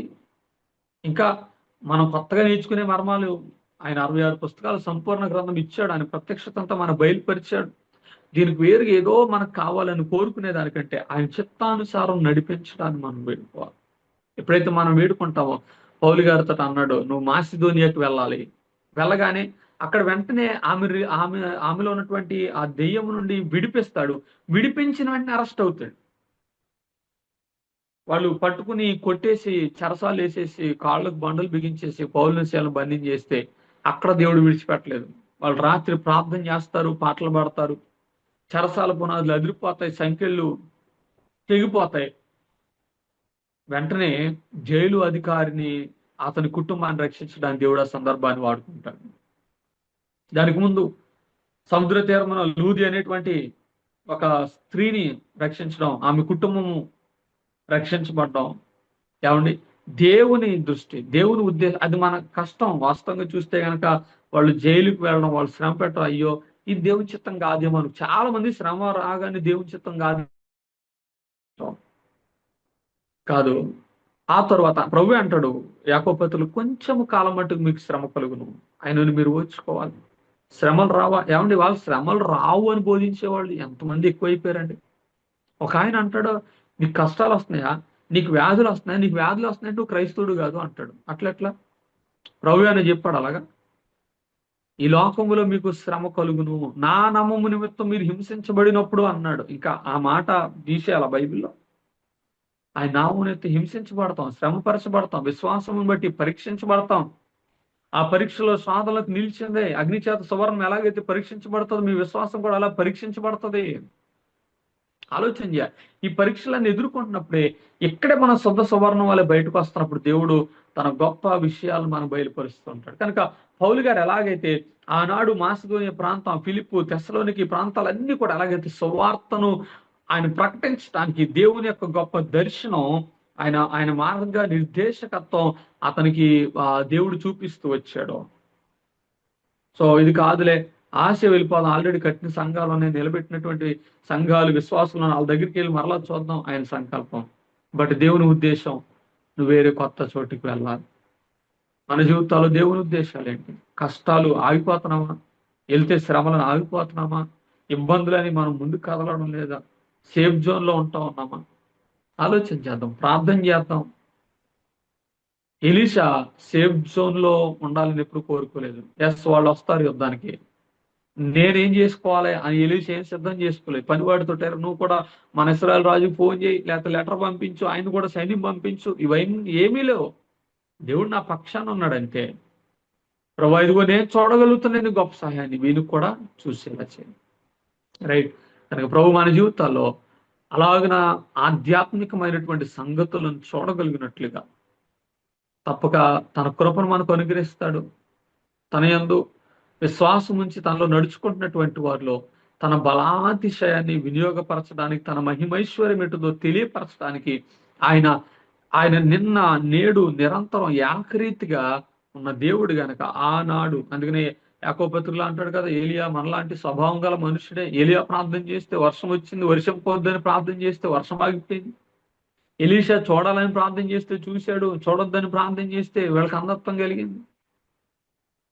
వాళ్ళు మనలాంటి స్వభావం కలిగిన మనుషులే కదా అంటాడు. ఎస్, కనుక మనం కూడా సాధారణమైన మనుషులమే. కానీ గమనించండి, యేసు క్రీస్తు రక్తములో కడగబడి కొనబడిన వారము. రామపత్రికలు అంటాడు, మీరు ఆయన తోటి వారసులు అంటాడు. ఆయన పిల్లలైతే వారసులే, ఆయన తోడి వారసులు అంటాడు. కనుక దేవుని పిల్లలం, ఎంత గొప్ప భాగ్యం దేవుడు మనకి ఇచ్చాడు. కనుక దేవుని పిల్లలంగా, దేవుని యేసుక్రీస్తు తోటి వారసులంగా ఆయన చేసిన, యేసుప్రభువు వారు కూడా చెప్పారు కదా, మీరు నాకంటే గొప్ప కార్యాలు చేస్తారు అన్నాడు. కనుక ఆ సంఖ్యలో ఎక్కువైన కార్యాలు చేస్తారు అని ప్రభువు చెప్పాడు. ఆయన 3.5 సంవత్సరాల పరిచయలో ఆయన చేసినటువంటి కార్యాలు ఎన్నో ఉన్నాయి. అవి సంఖ్యకు కొన్నే. కానీ ఇవాళ ఆయన వెళ్ళిపోయిన తర్వాత ఆయన ఏర్పరచుకుంటున్నటువంటి బిడ్డలు ఎన్ని కార్యాలు చేస్తున్నారు. అపరిమితంగా దేవుని శక్తి, క్రీస్తు శక్తి వినియోగపరచబడతాను. మరి మన జీవితంలో గ్రహించగలుగుతున్నామా, తెలుసుకోగలుగుతున్నామా? ప్రభు ఆయన శక్తిని మనలో నిలిపి తన పరిశుద్ధాత్మ ద్వారా తన కార్యములు చేయగలిగినట్లుగా, చూడగలిగినట్లుగా తన గొప్ప ప్రత్యక్షత మనకు అనుగ్రహించి నడిపించునుగాక. దేవుడు ఈ లేఖనాలు దీవించి మన జీవితానికి ఈ మాటలు ఆశీర్వాదకరంగా ఉంచునుగాక. ఆమేన్, ఆమేన్. దేవుని నామానికి మహిమ కలుగునుగాక. ఆమేన్. ఈ సమయాన్ని నాకు ఇచ్చినటువంటి సిస్టర్ గారికి, ఇస్తర్ గారికి ప్రత్యేకంగా వందనాలు. ఇంతవరకు కూడా చాలా శ్రద్ధగా దేవుని మాటలు ఉన్నటువంటి జాయిన్ అయిన ప్రతి ఒక్కరికి కూడా యేసుక్రీస్తు ప్రభువారి ఉన్నతమైనటువంటి నామలో నా వందనాలు తెలియజేస్తున్నాను. దేవుడు ఈ మాటలు దీవించునుగాక. ఆమేన్. Power to host. చివరి ప్రార్థన ఆశీర్వాదం అయ్యాను. రైట్, ప్రార్థన చేసుకుందాం. మహోన్నతుడు అయిన తండ్రి, పరిశుద్ధుడైన మా ప్రభా, నీ ఘనమైన ఉన్నతమైన నామానికి స్తుతులు స్తోత్రాలు చెల్లిస్తున్నాం. ప్రభా, నువ్వు ఎంత గొప్ప దేవుడవో, ఉన్నతమైన సింహాసనం ముందు ఆసీనుడైనటువంటి దేవుడో, పరలోక రాజ్య భాగ్యం విడిచిపెట్టకూడదని ఎంచుకోలేదు కానీ మా కొరకు దీనుడిగా, రిక్తుడిగా ప్రభా నిన్ను తగ్గించుకుని మనుషుని పోలికగా పుట్టి దాసన స్వరూపం ధరించుకుని శిలువ మరణం పొందినంతగా విధేయత చూపి మమ్ములను ప్రభా నీ శిలువ రక్తంలో కడిగి పవిత్రపరిచి శుద్ధి చేసి నీ బిడ్డలుగా చేసుకున్నారు. ప్రభా అక్కడితో విడిచిపెట్టలేదు కానీ నీ పరిశుద్ధాత్మను ప్రభా మాలో ఉంచి ఆయన ద్వారా మమ్మల్ని నడిపిస్తూ ఉన్నారు. ప్రభా మేము ఇదిగో అనాథలం కాదు, మీరు మరలా భయపడకు దాస్యపాత్మను ఇవ్వలేదు, పిరికితనము గల ఆత్మను ఇవ్వలేదు అని అన్నారు. ప్రభా ఉన్నయ్య, మాలో ఉన్నటువంటి ప్రభా మరి వాడు ఈ లోకంలో ఉన్నవాని కంటే గొప్పవాడు. ప్రభా ఇదిగో మాలో గొప్ప దేవుడు ఉన్నాడు అనేటువంటి ఆ ధైర్యంతో ప్రభా ఎలీషా సేవకుడు లాంటి భయము మాలో లేకుండా ఎలీషా లాంటి ధైర్యముతో ప్రభా నీ గొప్ప కార్యములు చూడగలిగినట్లుగా మా మనోనేత్రాలు ప్రభా నిరంతరము నీ వెలుగుతో నింపమని వేడుకుంటా ఉన్నాం. నీ వాక్యము నా పాదములకు దీపము, త్రావుకు వెలుగు అన్న ప్రభా, నీ వాక్య వెలుగులో మమ్మల్ని నడిపించండి. నీ ముఖ కాంతిలో ప్రభా మేము నడిచినట్లుగా సహాయం దయచండి. ఆనాడు ఇశ్రాయేలు ప్రజలకు పగలు మేఘస్తంభంగా, రాత్రి అగ్నిస్తంభంగా ఎలాగనైతే ప్రభా నడిపించావు అదే రీతిగా ప్రభు మమ్మల్ని కూడా నడిపించమని వేడుకుంటున్నాం. మా భయాలు, మా ఆందోళనలు, మా శ్రమలు, మా ఇబ్బందులు, ఇరుకులు ప్రభా, మా బలహీనతలు, అనారోగ్యాలు ఏవైనా కావచ్చు, యేసు క్రీస్తులో వాటన్నిటికి విడుదల, విమోచన ఉందని నమ్మినటువంటి వారం కనుక క్రీస్తునందు ప్రభా మేము నీ యందు విశ్వాసం ఉంచడానికి వినియోగపరిచినటువంటి బలాతిశయం అంత మాత్రమే కాదు ప్రభా, ఆ శక్తి యొక్క అపరిమితమైనటువంటి ఆ మహత్యం మేము తెలుసుకుని పిలుపు వలనైనటువంటి నిరీక్షణ, పరిశుద్ధుల స్వాస్థ్యములను మహిమైశ్వర్యము మేము పొందడానికి ప్రభా, క్రీస్తు యొక్క జ్ఞానంలో ఎదగడానికి మీ సహాయం ఎల్లప్పుడూ మాకు దయచేయండి. అందుకు కావలసిన ప్రార్థన శక్తి మాకు దయచేయండి. ఎక్కువగా ప్రభా నీ సహవాసంలో, నీ సన్నిధానం మేము గడపడానికి, నీతో మాట్లాడేటువంటి అనుభవాల్లోకి మేము ఉండడానికి మాకు సహాయం చేయమని ప్రార్థన చేస్తున్నాం. మాకు ఇచ్చిన సమయాన్ని బట్టి నీ కృతజ్ఞతలు నాయన. ఈ end time revival Holy Spirit ministries ని ప్రభా మరి నిర్వహిస్తూ నడిపిస్తున్నటువంటి నీ దాసులను బట్టి వందనాలు. సిస్టర్ గారిని ఇంకా బలపరచండి. వారు కలిగి ఉన్న ప్రభా మీరు అనుగ్రహించిన ఈ పరిచయ దర్శనం ముందుకు కొనసాగింపు చేసి అనేక మందికి ఆశీర్వాదకరంగా, రక్షణార్థంగా మీరు ఎంచమని ప్రార్థన చేస్తున్నాం. ప్రభా వారు చేసుకున్న ఉద్యోగం, కుటుంబం సమస్తాన్ని దీవించండి. పరిచయను అనేక చోట్లకు విస్తరింపచేసి అనేక మందికి ఆశీర్వాదకరంగా బలమైన పాత్రగా మీరు వాడుకోమని వేడుకుంటా ఉన్నాం. ప్రభా మరి అంత మాత్రమే కాదు, రానున్న దినాల్లో భవిష్యత్తులో నీ సంకల్పం, నీ ఉద్దేశం ఏదైతే ఉందో అదంతా కూడా నీ దాసురాల ద్వారా మీరు జరిగించి నెరవేర్చమని వేడుకుంటా ఉన్నాం. కృప చెప్పండి ఆయన. మరి మాతో కూడా జూమ్ లో జాయిన్ అయ్యి ఈ మాటలు విన్నా ప్రభా మరి సహోదరులు అందరూ మీరు ఆశ్రయించమని అడుగుతూ వేటుకల్పండి. నన్ను ప్రభా ఈ రోజున మీరు వాడుకున్నారు. ఇలాగన ప్రతి శనివారం జరిగేటువంటి ఈ స్పెషల్ ప్రేయర్ మీటింగ్ ప్రభా అనేక మందికి ఒక గొప్ప ధైర్యంతో నింపేటువంటి కూడి, గొప్ప ఆశీర్వాదకరం, దీవెనకరంగా మీరు ఎంచమని వేడుకుంటా. అనేక మందికి ప్రభా మరి ఈ కార్యక్రమము ఆధ్యాత్మిక మేలుకొలుపుగా ఉండడానికి మీ సహాయం దయచేయమని వేడుకుంటూ, మా కన్నులు మీరు ప్రభా మరి మా మనోనేత్రాలు మీరు తెరిపించబడినటువంటి వారమై మేము చూస్తున్నటువంటి వారమై అనేక కార్యములు చూడగలిగినట్లుగా నీ కృపను, నీ గొప్ప అభిషేకమును మా మీద నిలిపి నడిపించమని వేడుకుంటూ, సమస్త మహిమ గంత ప్రభావాలు నీకు ఆరోపిస్తూ మినిస్ట్రీస్ నీ దాసులను దయగలస్తాలకు అప్పగిస్తూ యేసుక్రీస్తు వారి ఉన్నతమైన నామములోనే స్తుతించి ప్రార్థించి అడుగు వేడుకుంటున్నాము తండ్రి. ఆమేన్.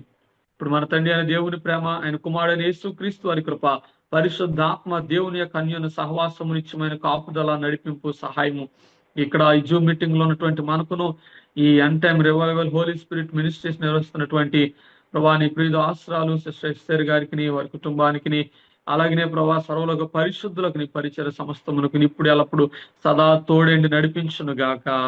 Amen, amen, amen. Thank you sister. Praise the Lord. దేవుని పరిశుద్ధ నామకు స్తుతి కలుగును గాక. మరి పాస్టర్ ఇజ్రాయెల్ రాజు గారి సాక్ష్యాన్ని బట్టి నేను ఎంతగానో సంతోషిస్తున్నాను. దేవుడు తన ఏర్పాట్లో ఉన్న బిడ్డలను ఏ విధంగా ఆయన ఏ రీతిగా ఆయన నడిపించాలో ప్రభువుకు తెలుసు కనుక మరి తన తల్లిదండ్రుల యొక్క పరిచర్య కొనసాగించడానికి మరి దేవుని ఏర్పాట్లో బిడ్డను నిలబెట్టి పారిపోవాలనుకున్న దేవుడు మరి పట్టుకున్నాడు, నిలబెట్టుకున్నాడు.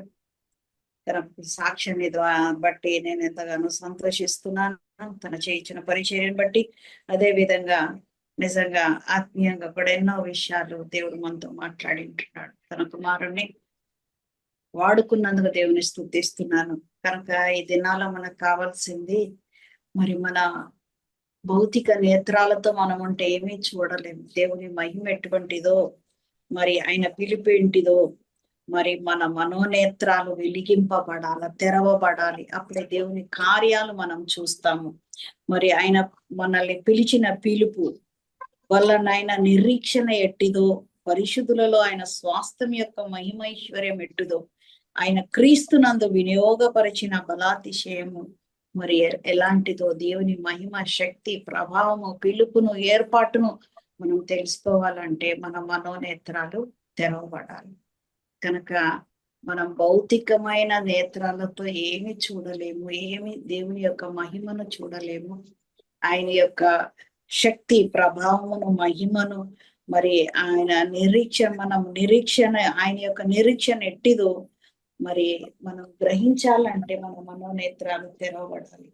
కనుక భౌతికమైన నేత్రాలతో లోకాన్ని చూసినట్లయితే లోకంలోనిది అంతా కూడా ఒక నటనే, ఒక దినం ముగించబోతుంది. కనుక మనం ఆత్మీయంగా కట్టబడడానికి, మన మనోనేత్రాలు తెరవబడడానికి దేవుడు మన కట్టి కృపను దయచేయను గాక. ఈ చివరి దినాల్లో మరి ఇంకనూ మనము ఆ బలమైన ఆహారం తీసుకోవడానికి, మరి ఇంకా పాలు తాగే స్థితిలో కాక ఆధ్యాత్మికంగా ముందుకు వెళ్ళడానికి, దేవుని యొక్క మహిమైశ్వర్యం ఎట్టిదో తెలుసుకోవడానికి మన మనోనేత్రాలు తెరవబడాలి. కనుక అద్భుతమైన వర్తమానము అందించిన దైవజనులను ప్రభు మెండుగా దీవించి తన పరిచర్యను విస్తరింపచేసి వాడుకోను గాక. మీ కొరకు మీ పరిచర్య ప్రార్థిస్తాం బ్రదర్. మరి మీరు ప్రత్యేకంగా మరి మీరు ఎంతో సిద్ధపాటుతో ప్రవచనాత్మకంగా, ఆత్మీయంగా ఎన్నో విషయాలు తెలియపరిచారు. నిజంగా ఈ దినం మేము దీవించబడ్డాం. అందరి బట్టి దేవుని స్తుతిస్తూ End Time revival Holy Spirit Ministries తరఫున మీకు ప్రత్యేకమైన వందనాలు తెలియజేస్తాం. ఈ సమయంలో మరి over to sister Esther Lingala reports మరి చెప్తారు. ఈ సమయంలో over to sister Esther Linga. Praise the Lord everyone. దేవుని నామం స్తోత్రం కలుగును గాక. మరి శ్రీదేవి ఉంది, శ్రీదేవి మరి సాక్ష్యం చెప్తాను అని అనింది. మరి శ్రీదేవి నువ్వు రెడీగా ఉంటే ఒక 2 నిమిషాలు సాక్ష్యం చెప్తానంటే సమయం నీకు ఇస్తాను.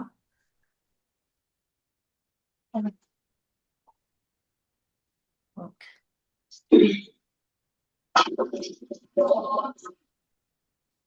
ఓకే.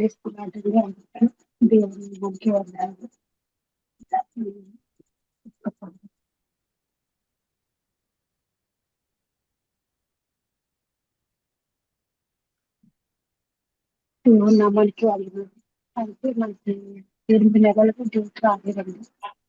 నాకు ఇప్పుడు వచ్చింది డేట్. ఇప్పుడు రావడం వల్ల చాలా ఇబ్బంది అవుతుంది. వినపడుతుందండి? గట్టిగా చెప్పు. గట్టిగా చెప్పడానికి ఇంట్లో ఉన్నారు అందుకని.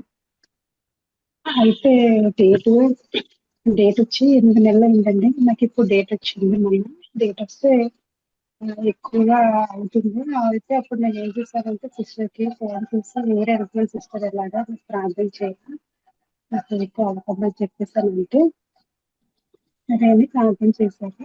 నాకు 4 days అయింది నాకు డేట్ వచ్చి.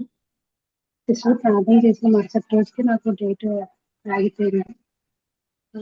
అయితే ఆగిపోతే నేను సాక్ష్యం చెప్పుకుందామని చెప్పి అనుకున్నాను తెలుసు.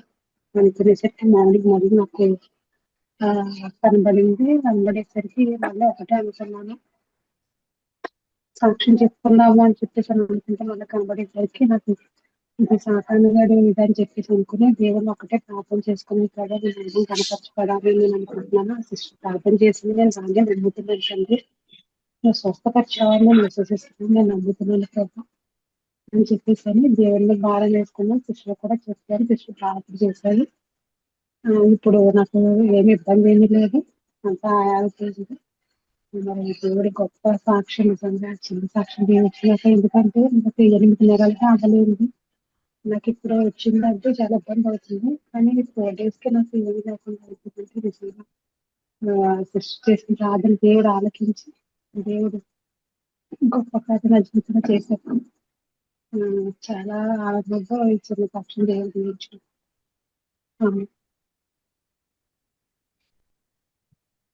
దేవుని నామం స్తోత్రం కలుగును గాక. మరి సిస్టర్ శ్రీదేవి గారి అద్భుతమైన సాక్ష్యం, మరి ఎవరు ప్రార్థన చేసినా తనకున్న స్వస్థతను విశ్వాసం బట్టి దేవుడు స్వస్థతని ఇస్తాడు. దేవుడికే మహిమ కలుగును గాక. మరి అద్భుతమైన సందేశము, మరి బ్రదర్ ఇజ్రాయెల్ రాజు గారు మన మధ్యకు రావడము, మరి నాకైతే బ్రదర్ తెలియదు, బ్రదర్కి నేను తెలియదు, కానీ మరి దేవుడే పరిచయం చేశాడు. దేవుడే ఆ ప్రేరేపణ కలిగించి తన యూట్యూబ్ లో ఉన్న షార్ట్ మెసేజ్ ద్వారా బ్రదర్ ని కాల్ చేసి మాట్లాడడం జరిగింది. మరి వెంటనే బ్రదర్ సంతోషంగా ఒప్పుకొని మరి దేవుడే నడిపించాడు. నిజంగా మారుమూల గ్రామాలలో ఎంతో మంది గ్రామాల పేర్లు నాకైతే తెలీదు, కానీ ఇప్పుడు వీళ్ళతో పాటు గ్రామాలను కూడా దేవుడు పరిచయం చేస్తూ ఉన్నాడు, వాళ్ళ పేర్లను కూడా. ఎందుకంటే నేను వచ్చి ఆల్మోస్ట్ 28 years నేను స్టేట్స్ కి వచ్చి, కానీ నాకు గ్రామాల పేర్లు కూడా పలకడము రావట్లేదు. కానీ మరి చాలా రోజులు పడుతుంది ఆ గ్రామాలు జ్ఞాపకం చేసుకోవాలంటే కూడా. కానీ నిజంగా మారుమూల గ్రామంలో దేవుడి మీద ఆధారపడి పరిచర్య చేస్తున్న బిడ్డలను దేవుడు నాకు పరిచయం చేయడము చాలా సంతోషకరము. దేవుడికి నేనేమిచ్చిన రుణం తీర్చుకోలేను. మరి నిజంగా బ్రదర్ అద్భుతమైన పరిచర్య అక్కడ జరిగిస్తూ ఉన్నారు. మరి తన నాన్నగారు చనిపోయినప్పుడు ఆ పరిచర్య భారము మరి తీసుకొని అక్కడ సంఘాన్ని నడిపిస్తూ అనేక ఆత్మలు దేవుడి వైపు నడిపిస్తూ ఉన్నాడు. అదే రీతిగా తన ఫాదర్ ఇన్ లా, మరి వాళ్ళ మిస్సెస్ వాళ్ళ డాడీ చనిపోవడం వల్ల కూడా అక్కడ కూడా మరి 2 సంఘాలను మరి దేవుడు ఆ బ్రదర్ ద్వారా నడిపిస్తూ ఉన్నాడు. నిజంగా ఆ మారుమూల గ్రామంలో ఉన్న వాళ్ళు ఎవరు సహాయం లేక దేవుడే సహాయకుడని దేవుడి మీద ఆధారపడి జరిగిస్తున్న పరిచర్యలను తప్పకుండా దేవుడు దీవించి ఆశీర్వదించి విస్తరింపజేస్తాడు. మనం చూస్తూనే ఉంటున్నాము. కాబట్టి నిజంగానే పిలుపుకు లోబడి పిలిచిన వానిపై ఆధారపడాలి కదా.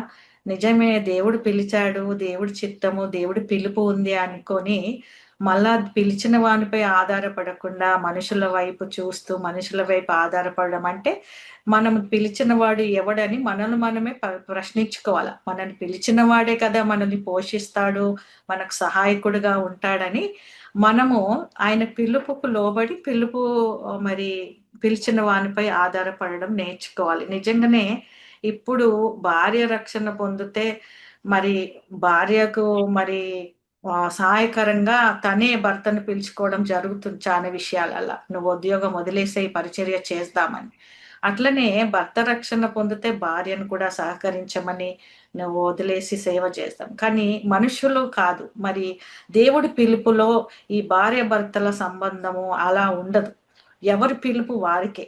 మరి తల్లిదండ్రులు కొడుకును పిల్లలను బట్టి కూడా మరి పరిచర్యలో వాడాలి. మేము కూడా పరిచర్య చేస్తున్నాం, మీరు కూడా అట్లా మనంతలో మనము నిర్ణయం చేసుకొని మనమే పిలవడం కాదు, మనము డెసిషన్ తీసుకోవడం కాదు. కానీ దేవుడు ఎవరి పిలుపు వారికే. దేవుడు పిలవాలి. నువ్వెవరైనా సరే, నువ్వు భార్య భర్త కొడుకు బిడ్డ ఎవరైనా సరే, కానీ ఎవరి పిలుపు వాళ్ళకే ఉండాలండి. ఎందుకు ఇప్పుడు మనుషులు దేవుడు పిలిచాడు, దేవుడు పరిచర్య అప్పచెప్పాడని వాళ్ళు దేవుడి పిలుపుకును అబద్ధకుని చేసి దేవుని చిత్తానికి అగేన్స్ట్ గా మరి పరిచర్య చేస్తూ దేవుని అవమానపరుస్తున్న చాలా మంది ఉన్నారు. నిజమే, ఈరోజు బ్రదర్ చెప్పినట్టు నాలో ఉన్నవాడు లోకంలో ఉన్నవాని కంటే గొప్పోడు అన్నప్పుడు మనలో ఉన్న గొప్పవాడు పరిశుద్ధాత్మ దేవుడు ఉన్నాడా అని మనం పరీక్షించుకోవాలి. నిజంగా ప్రతి విషయంలో ఆయన మీదనే ఆధారపడుతున్నామని మనల్ని మనం పరీక్షించుకోవాలి. మనం చెప్తాము, వాక్యం చెప్తాము మాటల ద్వారా, కానీ మన క్రియలు, దేవుడికి కావాల్సింది క్రియలు, మన మాటలు కావు. మనం ఏదైతే బోధిస్తూ ఉన్నామో అది మన క్రియల రూపంగా మనం చూపెట్టాలి దేవుడికి. మన క్రియలు కూడా ఆ రీతిగా ఉన్నాయా?